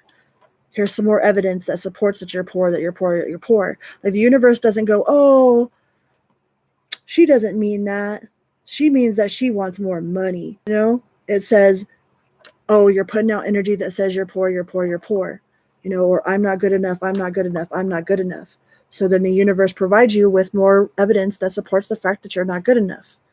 If you change one thing in your thoughts today, you know, if you don't like the here's some more of whatever it is that you're thinking, if you're thinking like, oh, all my friends are liars, you know, and everybody hates you or everybody hates me, and you say to yourself, that's correct, here's some more of all my friends are liars and everybody hates me, and you don't like that idea, then change what it is that you're thinking.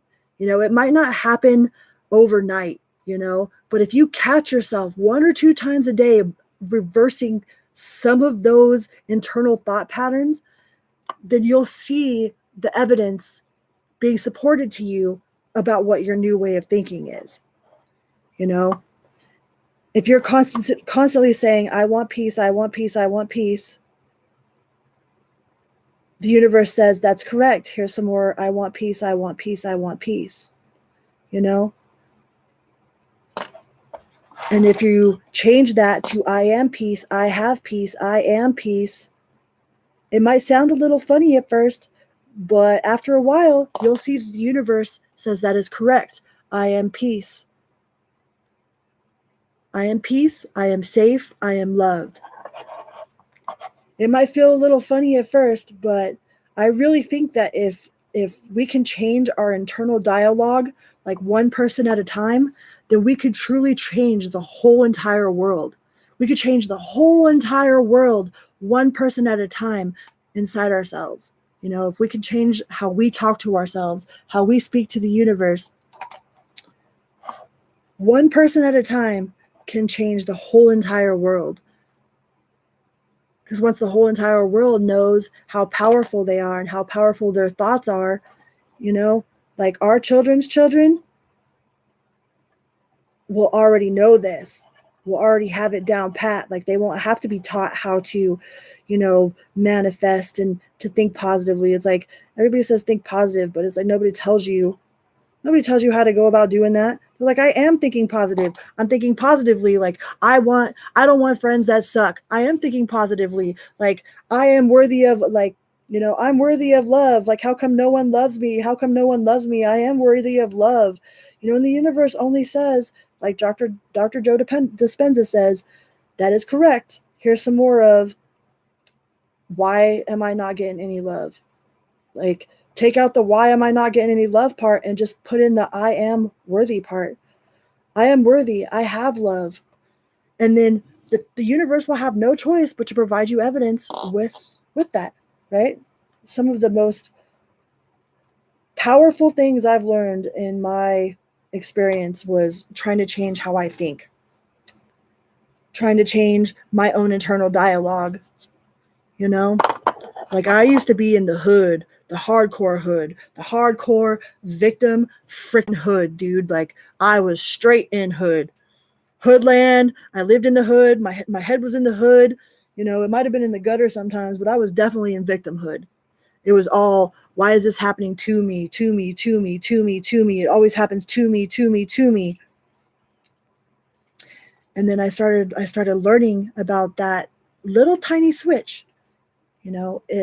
If whatever it is you're thinking, if you don't like the here's correct, here's some more of whatever it is you're thinking, then make them tiny shifts in your mind every day to where it supports something more positive in your life. So that when it says, here's some more of whatever it is that you're thinking, that you're like, hell yeah, here's some more of whatever it is that I'm thinking, And it takes a lot of practice. Like becoming a master of your own mind and your own emotions takes a lot of practice. It's not something that it just happens overnight.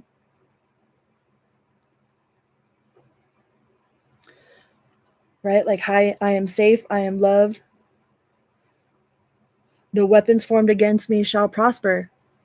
And no is a full sentence. Like if you're going to say no, like a question, like it took me a long time to be able to say no as a whole statement rather than a question. For a long time, I'd say no and like kind of cower. My no's were definitely not solid. It was like a question, like, no, like, is that okay that I say no? It was like constant, like, is that all right that I'm saying no? So learn how to say no with a whole sentence. No is a whole sentence. And don't say it as a question. Like at first, when I first started learning how to say no, I felt like a toddler. That was my favorite word. Hey, Crystal, do you want to? Nope. Hey, Crystal, no. Hey, do you want to go? Nope. I didn't care what it was. It was like, no, I'm just going to say no. It was like, I was like a toddler learning how to say no. Learning the no was like my favorite word. Like no became my favorite word. See another one that says you can't have a positive as fuck life with a negative as fuck mind.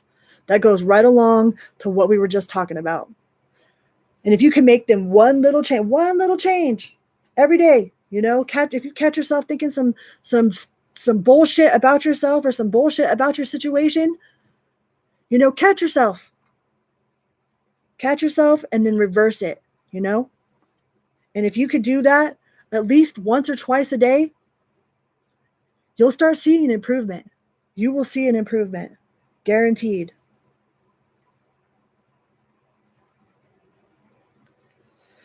All right, let's move on to Pisces. Pisces.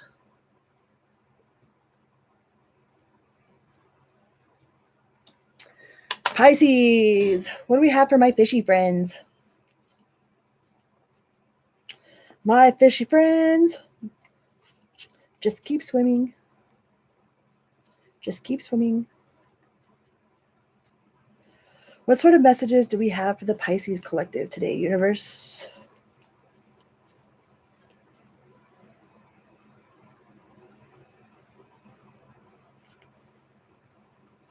Pisces, you are not your situation. One of the keys to becoming spiritual is to define who you are by something deeper inside yourself and further outside yourself than the world can touch. You are someone, even if you are not your financial situation, your job, your relationships, or even your body. Find out who that person is and you'll be unfuckwithable. Right? Like we are seriously a reflection of God, source, spirit, experiencing every single possible possibility that there is to experience. We're just floating on this rock in this meat-coated skeleton, worrying about what he said, she said, worrying about these bills. It's like you are so much more than this meat-covered freaking skeleton. And we get so caught up in this mundane game that we forget how truly magical it is just to be alive. Like the fact that we are alive and that none of the planets have collided while we were sleeping today is a freaking miracle. That's a freaking miracle.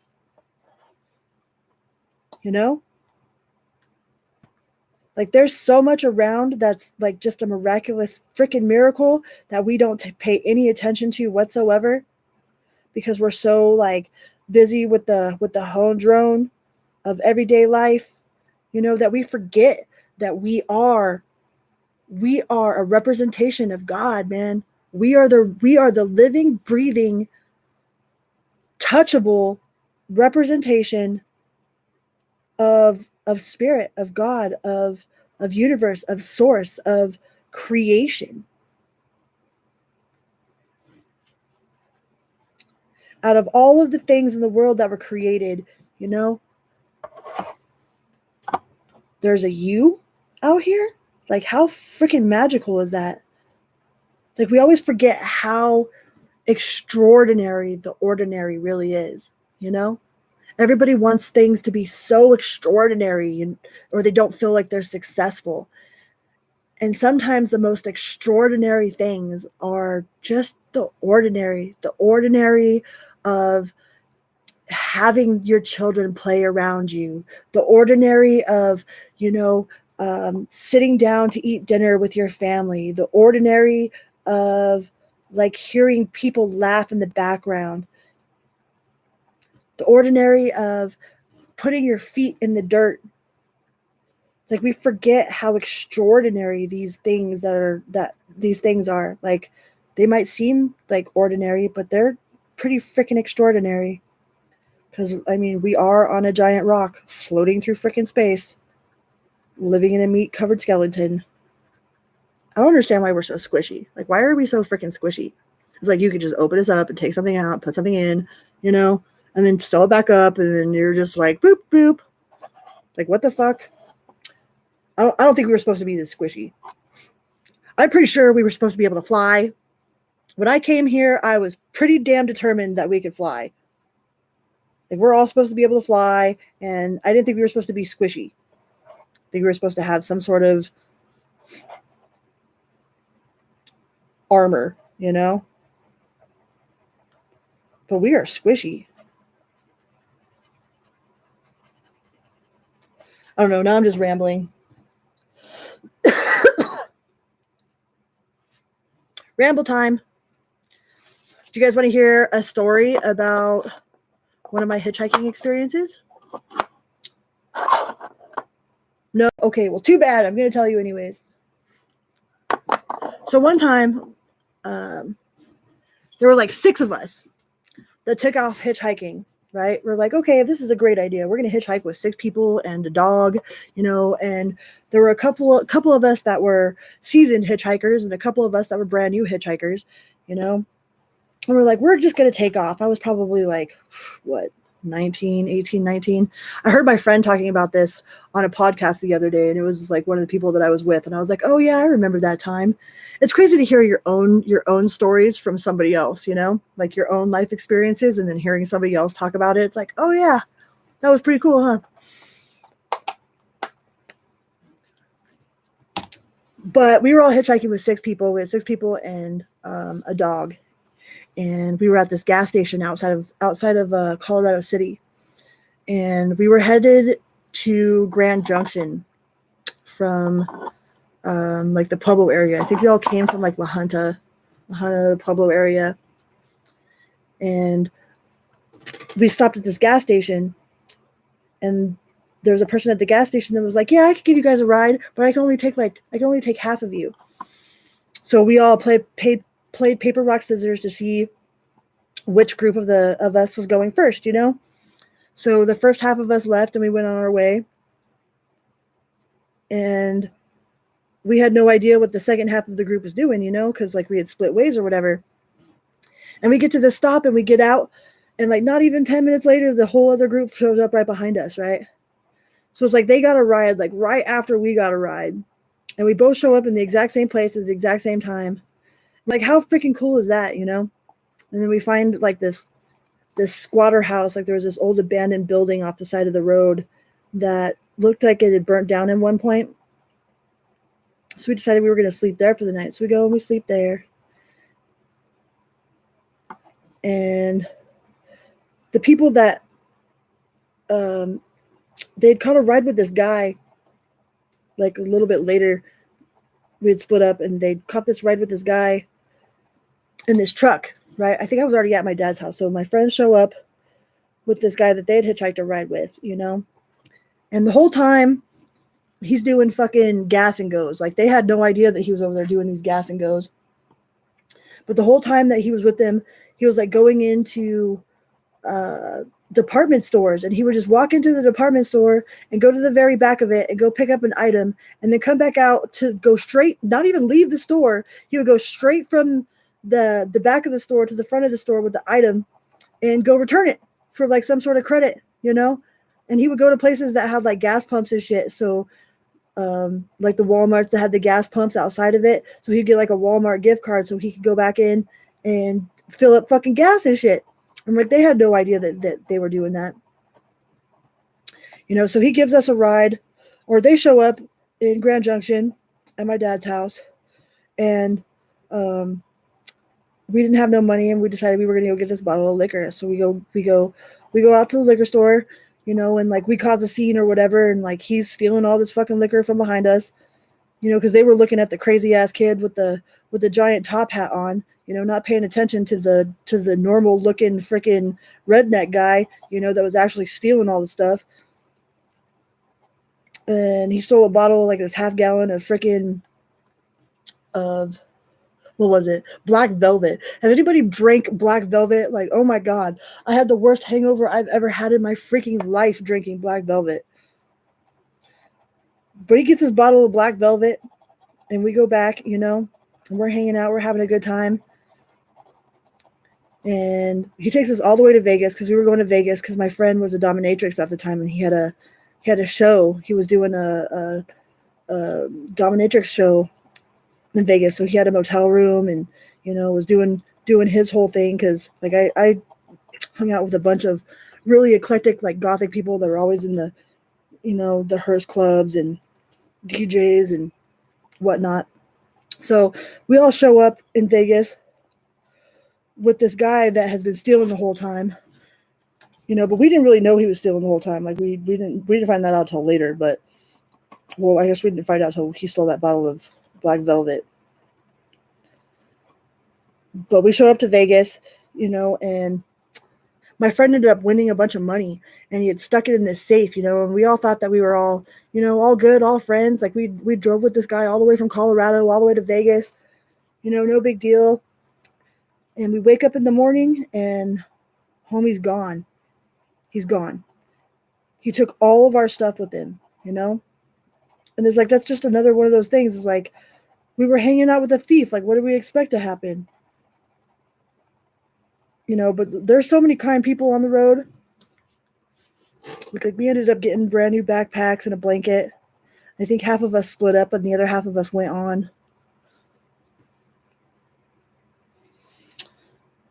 Oh, yeah, you were there? Oh, yeah, you were there, weren't you? You still lived in Vegas. Yeah, he took all of our stuff. He took my art. I had a whole art portfolio in my backpack and everything. Like, everything we owned was inside that truck of his, and he just took off with it. You know, but, I mean, there's no honor amongst thieves, man. It's like, you got to be careful of the company that you keep. Like if you see somebody doing it to somebody else, they're gonna do it to you. It's like we were young and dumb, man. Young and dumb.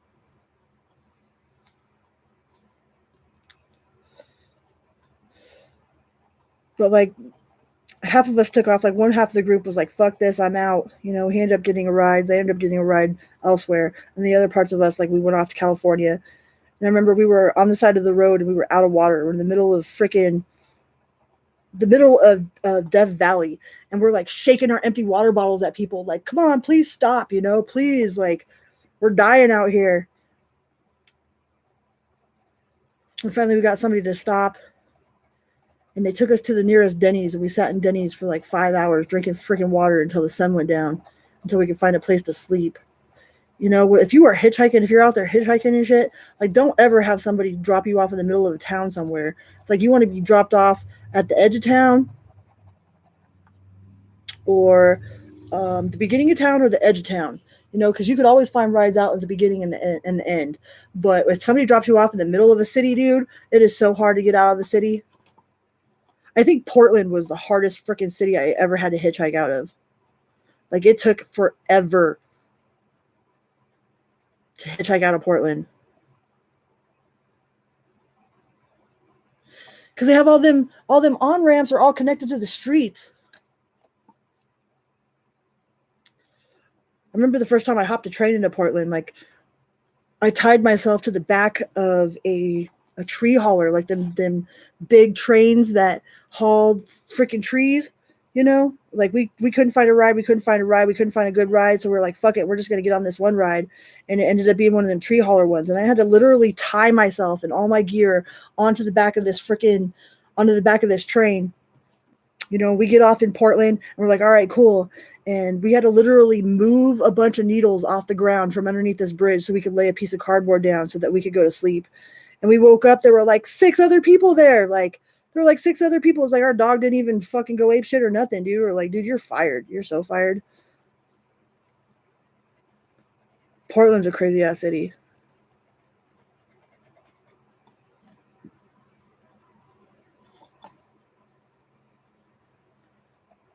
I met so many cool people on the road, though. Like, I met a bunch of weirdos for sure. There was no shortage of weirdos. Because those are the only people that pick you up when you're hitchhiking, you know? Either weirdos or someone that's really freaking cool.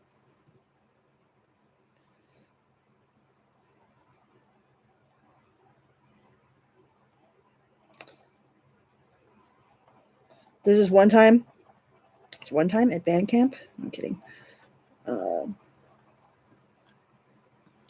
We got picked up outside of Arkansas. And this guy was like, okay, you know, I'll take you guys. He's like, I have nowhere to go. I just broke up with my girlfriend. He's like, I'll take you as far as you need to go. You know, and we're like, all right, cool. Hell yeah. You know? And he's driving this freaking Geo Metro with no hood. It's like this pink Geo Metro, and it had no hood, and the back window was busted out. You know, and he's like, well, I got to stop and give my girl these flowers real quick, and then we could go. We're like, all right, cool. So he stops in freaking somewhere Arkansas. It was like some town in Arkansas. And I guess he was picking up crack, and he picked up this crack and was like smoking crack the whole time and doing gas goes. You know, we didn't know he was doing a gas and goes. It was before in the day when you could do gas goes. You can't do that no more, but he was doing these gas and goes. And he had this like 30 rack of beer, and he was like drinking the whole time. And it got to the point where he was like peeing on himself. You know, my boyfriend was like, okay, hey, let me drive, you know? And he refused to let him drive. So we're like, all right, like pull over, let us out. Like we didn't feel safe no more, you know? We're like, all right, this dude's like peeing on himself. He's doing gas and goes in a freaking pink Geo Metro with no freaking hood. It was like, how obvious is that? You know? So we're like, okay, you could let us off right here, you know? So then he let us off at this rest area. And we went to sleep behind this truck stop and woke up in the morning and tried to find a ride. We found a ride with this guy that was a sheriff, and he was driving all the way from Arkansas to Colorado. And we hopped in the back of his trailer, and at one point the trailer wheel exploded, and he didn't know. And we're like waving our arms out the back of this trailer, like trying to flag people to get him to pull over. You know, we're like, hey, you know, we're like people. I couldn't imagine what people on the side of the road thought we were doing. You know, it was like, oh, he's got these people in this fucking trailer that are like trying to flag us down. But he drove us all the way from Arkansas, all the way to my mom's front doorstep in La Junta. I met some really cool people on the road, but I also met a lot of really crazy people.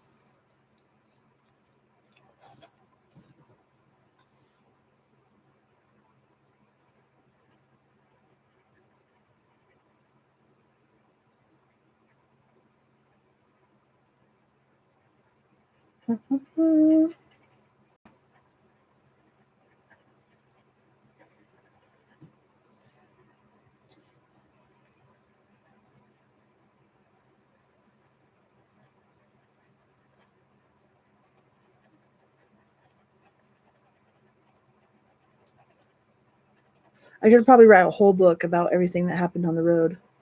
I only put a little bit in my book about it, but I could probably seriously write an entire book about just being on the road and the stories of being on the road. That's one thing about that lifestyle, man. It's like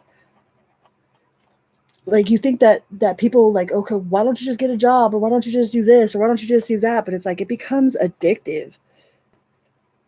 You become proud of like being on the streets. I know that sounds completely ridiculous, but it's true.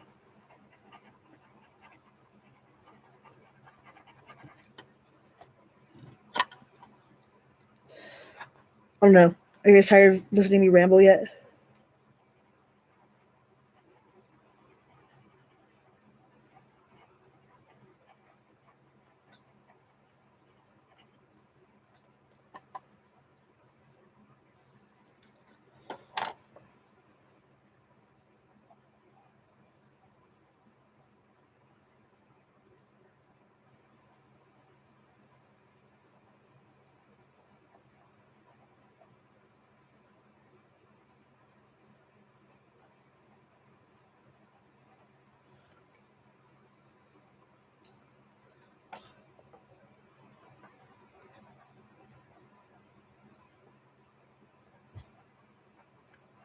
Let's do this wood burning. Yeah, a pink Geo Metro with no hood, doing gas and goes the whole time. Like, yeah, nobody's gonna notice that, right? One time he went into a truck stop and came out with like 30 baseball caps. It's like, why do you have all these baseball caps in your pants, man? Like, what the fuck do you need all these baseball caps for in the first place? You know, what the hell are you gonna do with like 30 fucking baseball caps?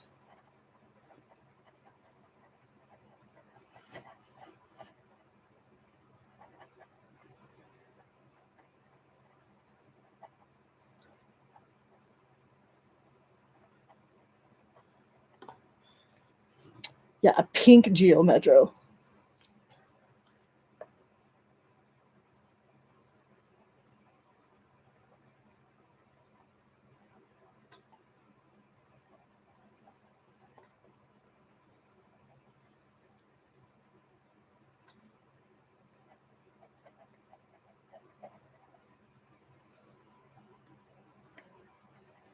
There's one time I was dumpster diving.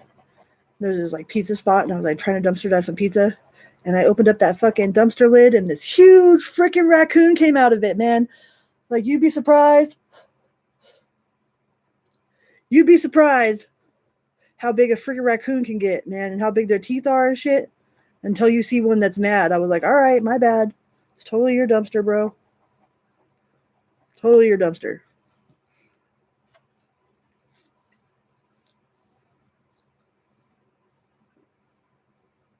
Tommy Joe, yeah.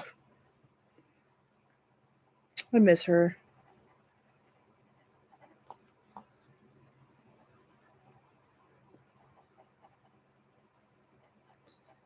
I wish I could have made it to her funeral.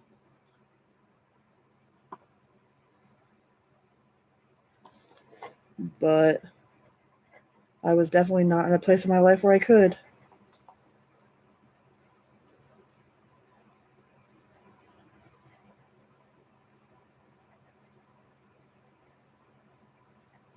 That was some of the darkest spots of my life, man.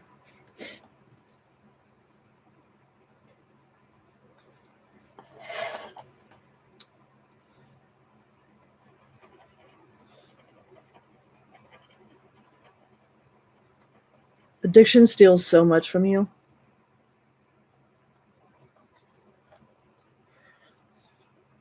Like I lost a lot to addiction. I lost a lot of experiences.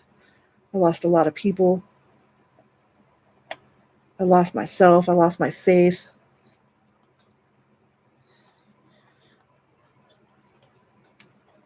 But I'm 3 years completely sober now.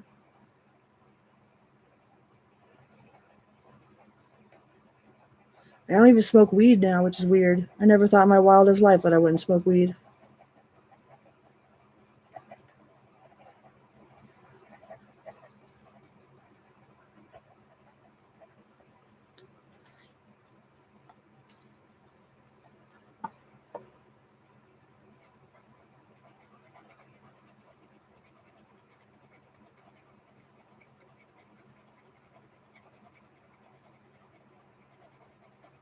I like wood burning.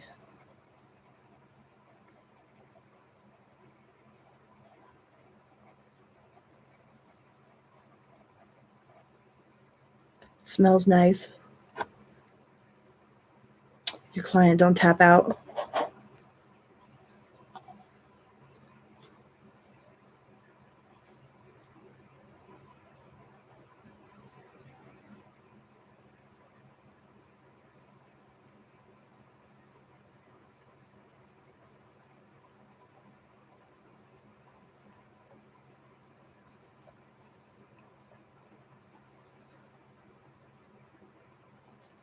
Thank you.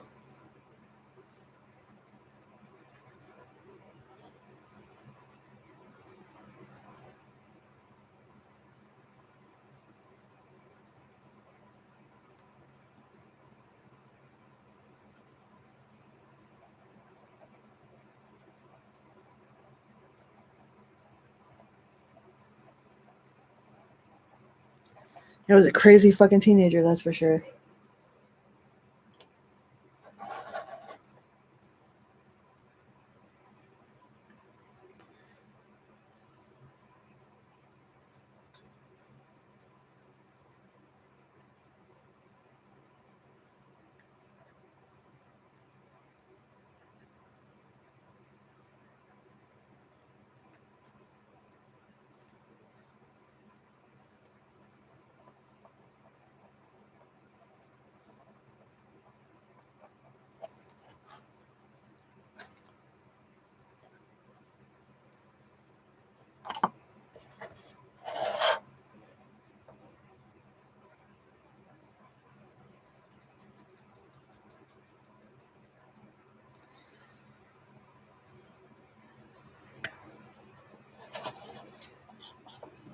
Some of the hardest lessons I ever lived or learned were by doing some of the dumbest shit I've ever done.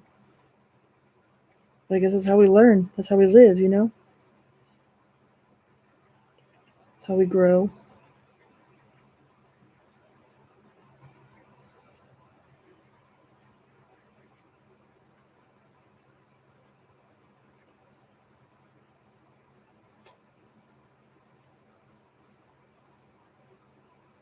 There's definitely some things I would never repeat again.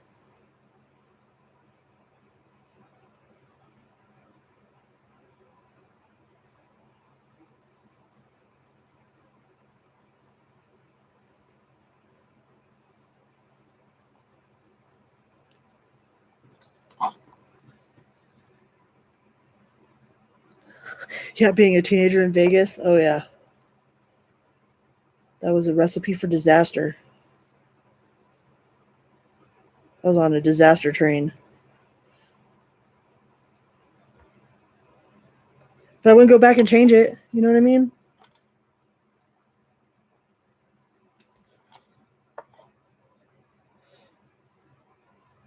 It feels like just yesterday. It's weird.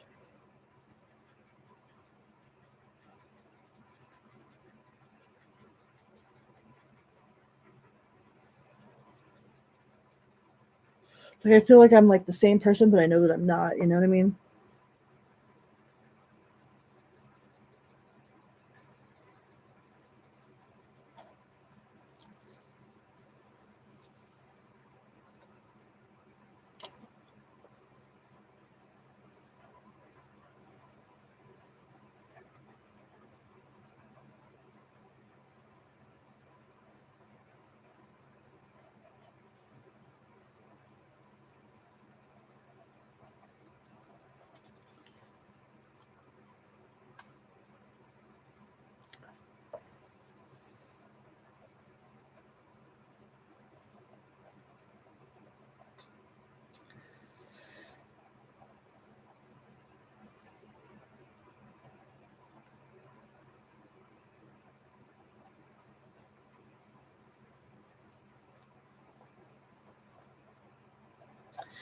All right. Well, I'm going to go ahead and get off of here. Remember, follow your dreams. Follow your dreams.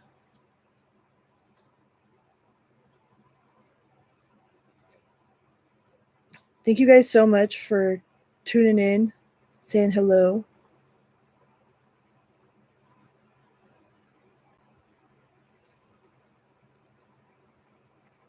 You have no idea how much I appreciate you being here. Follow your dreams. I love you guys.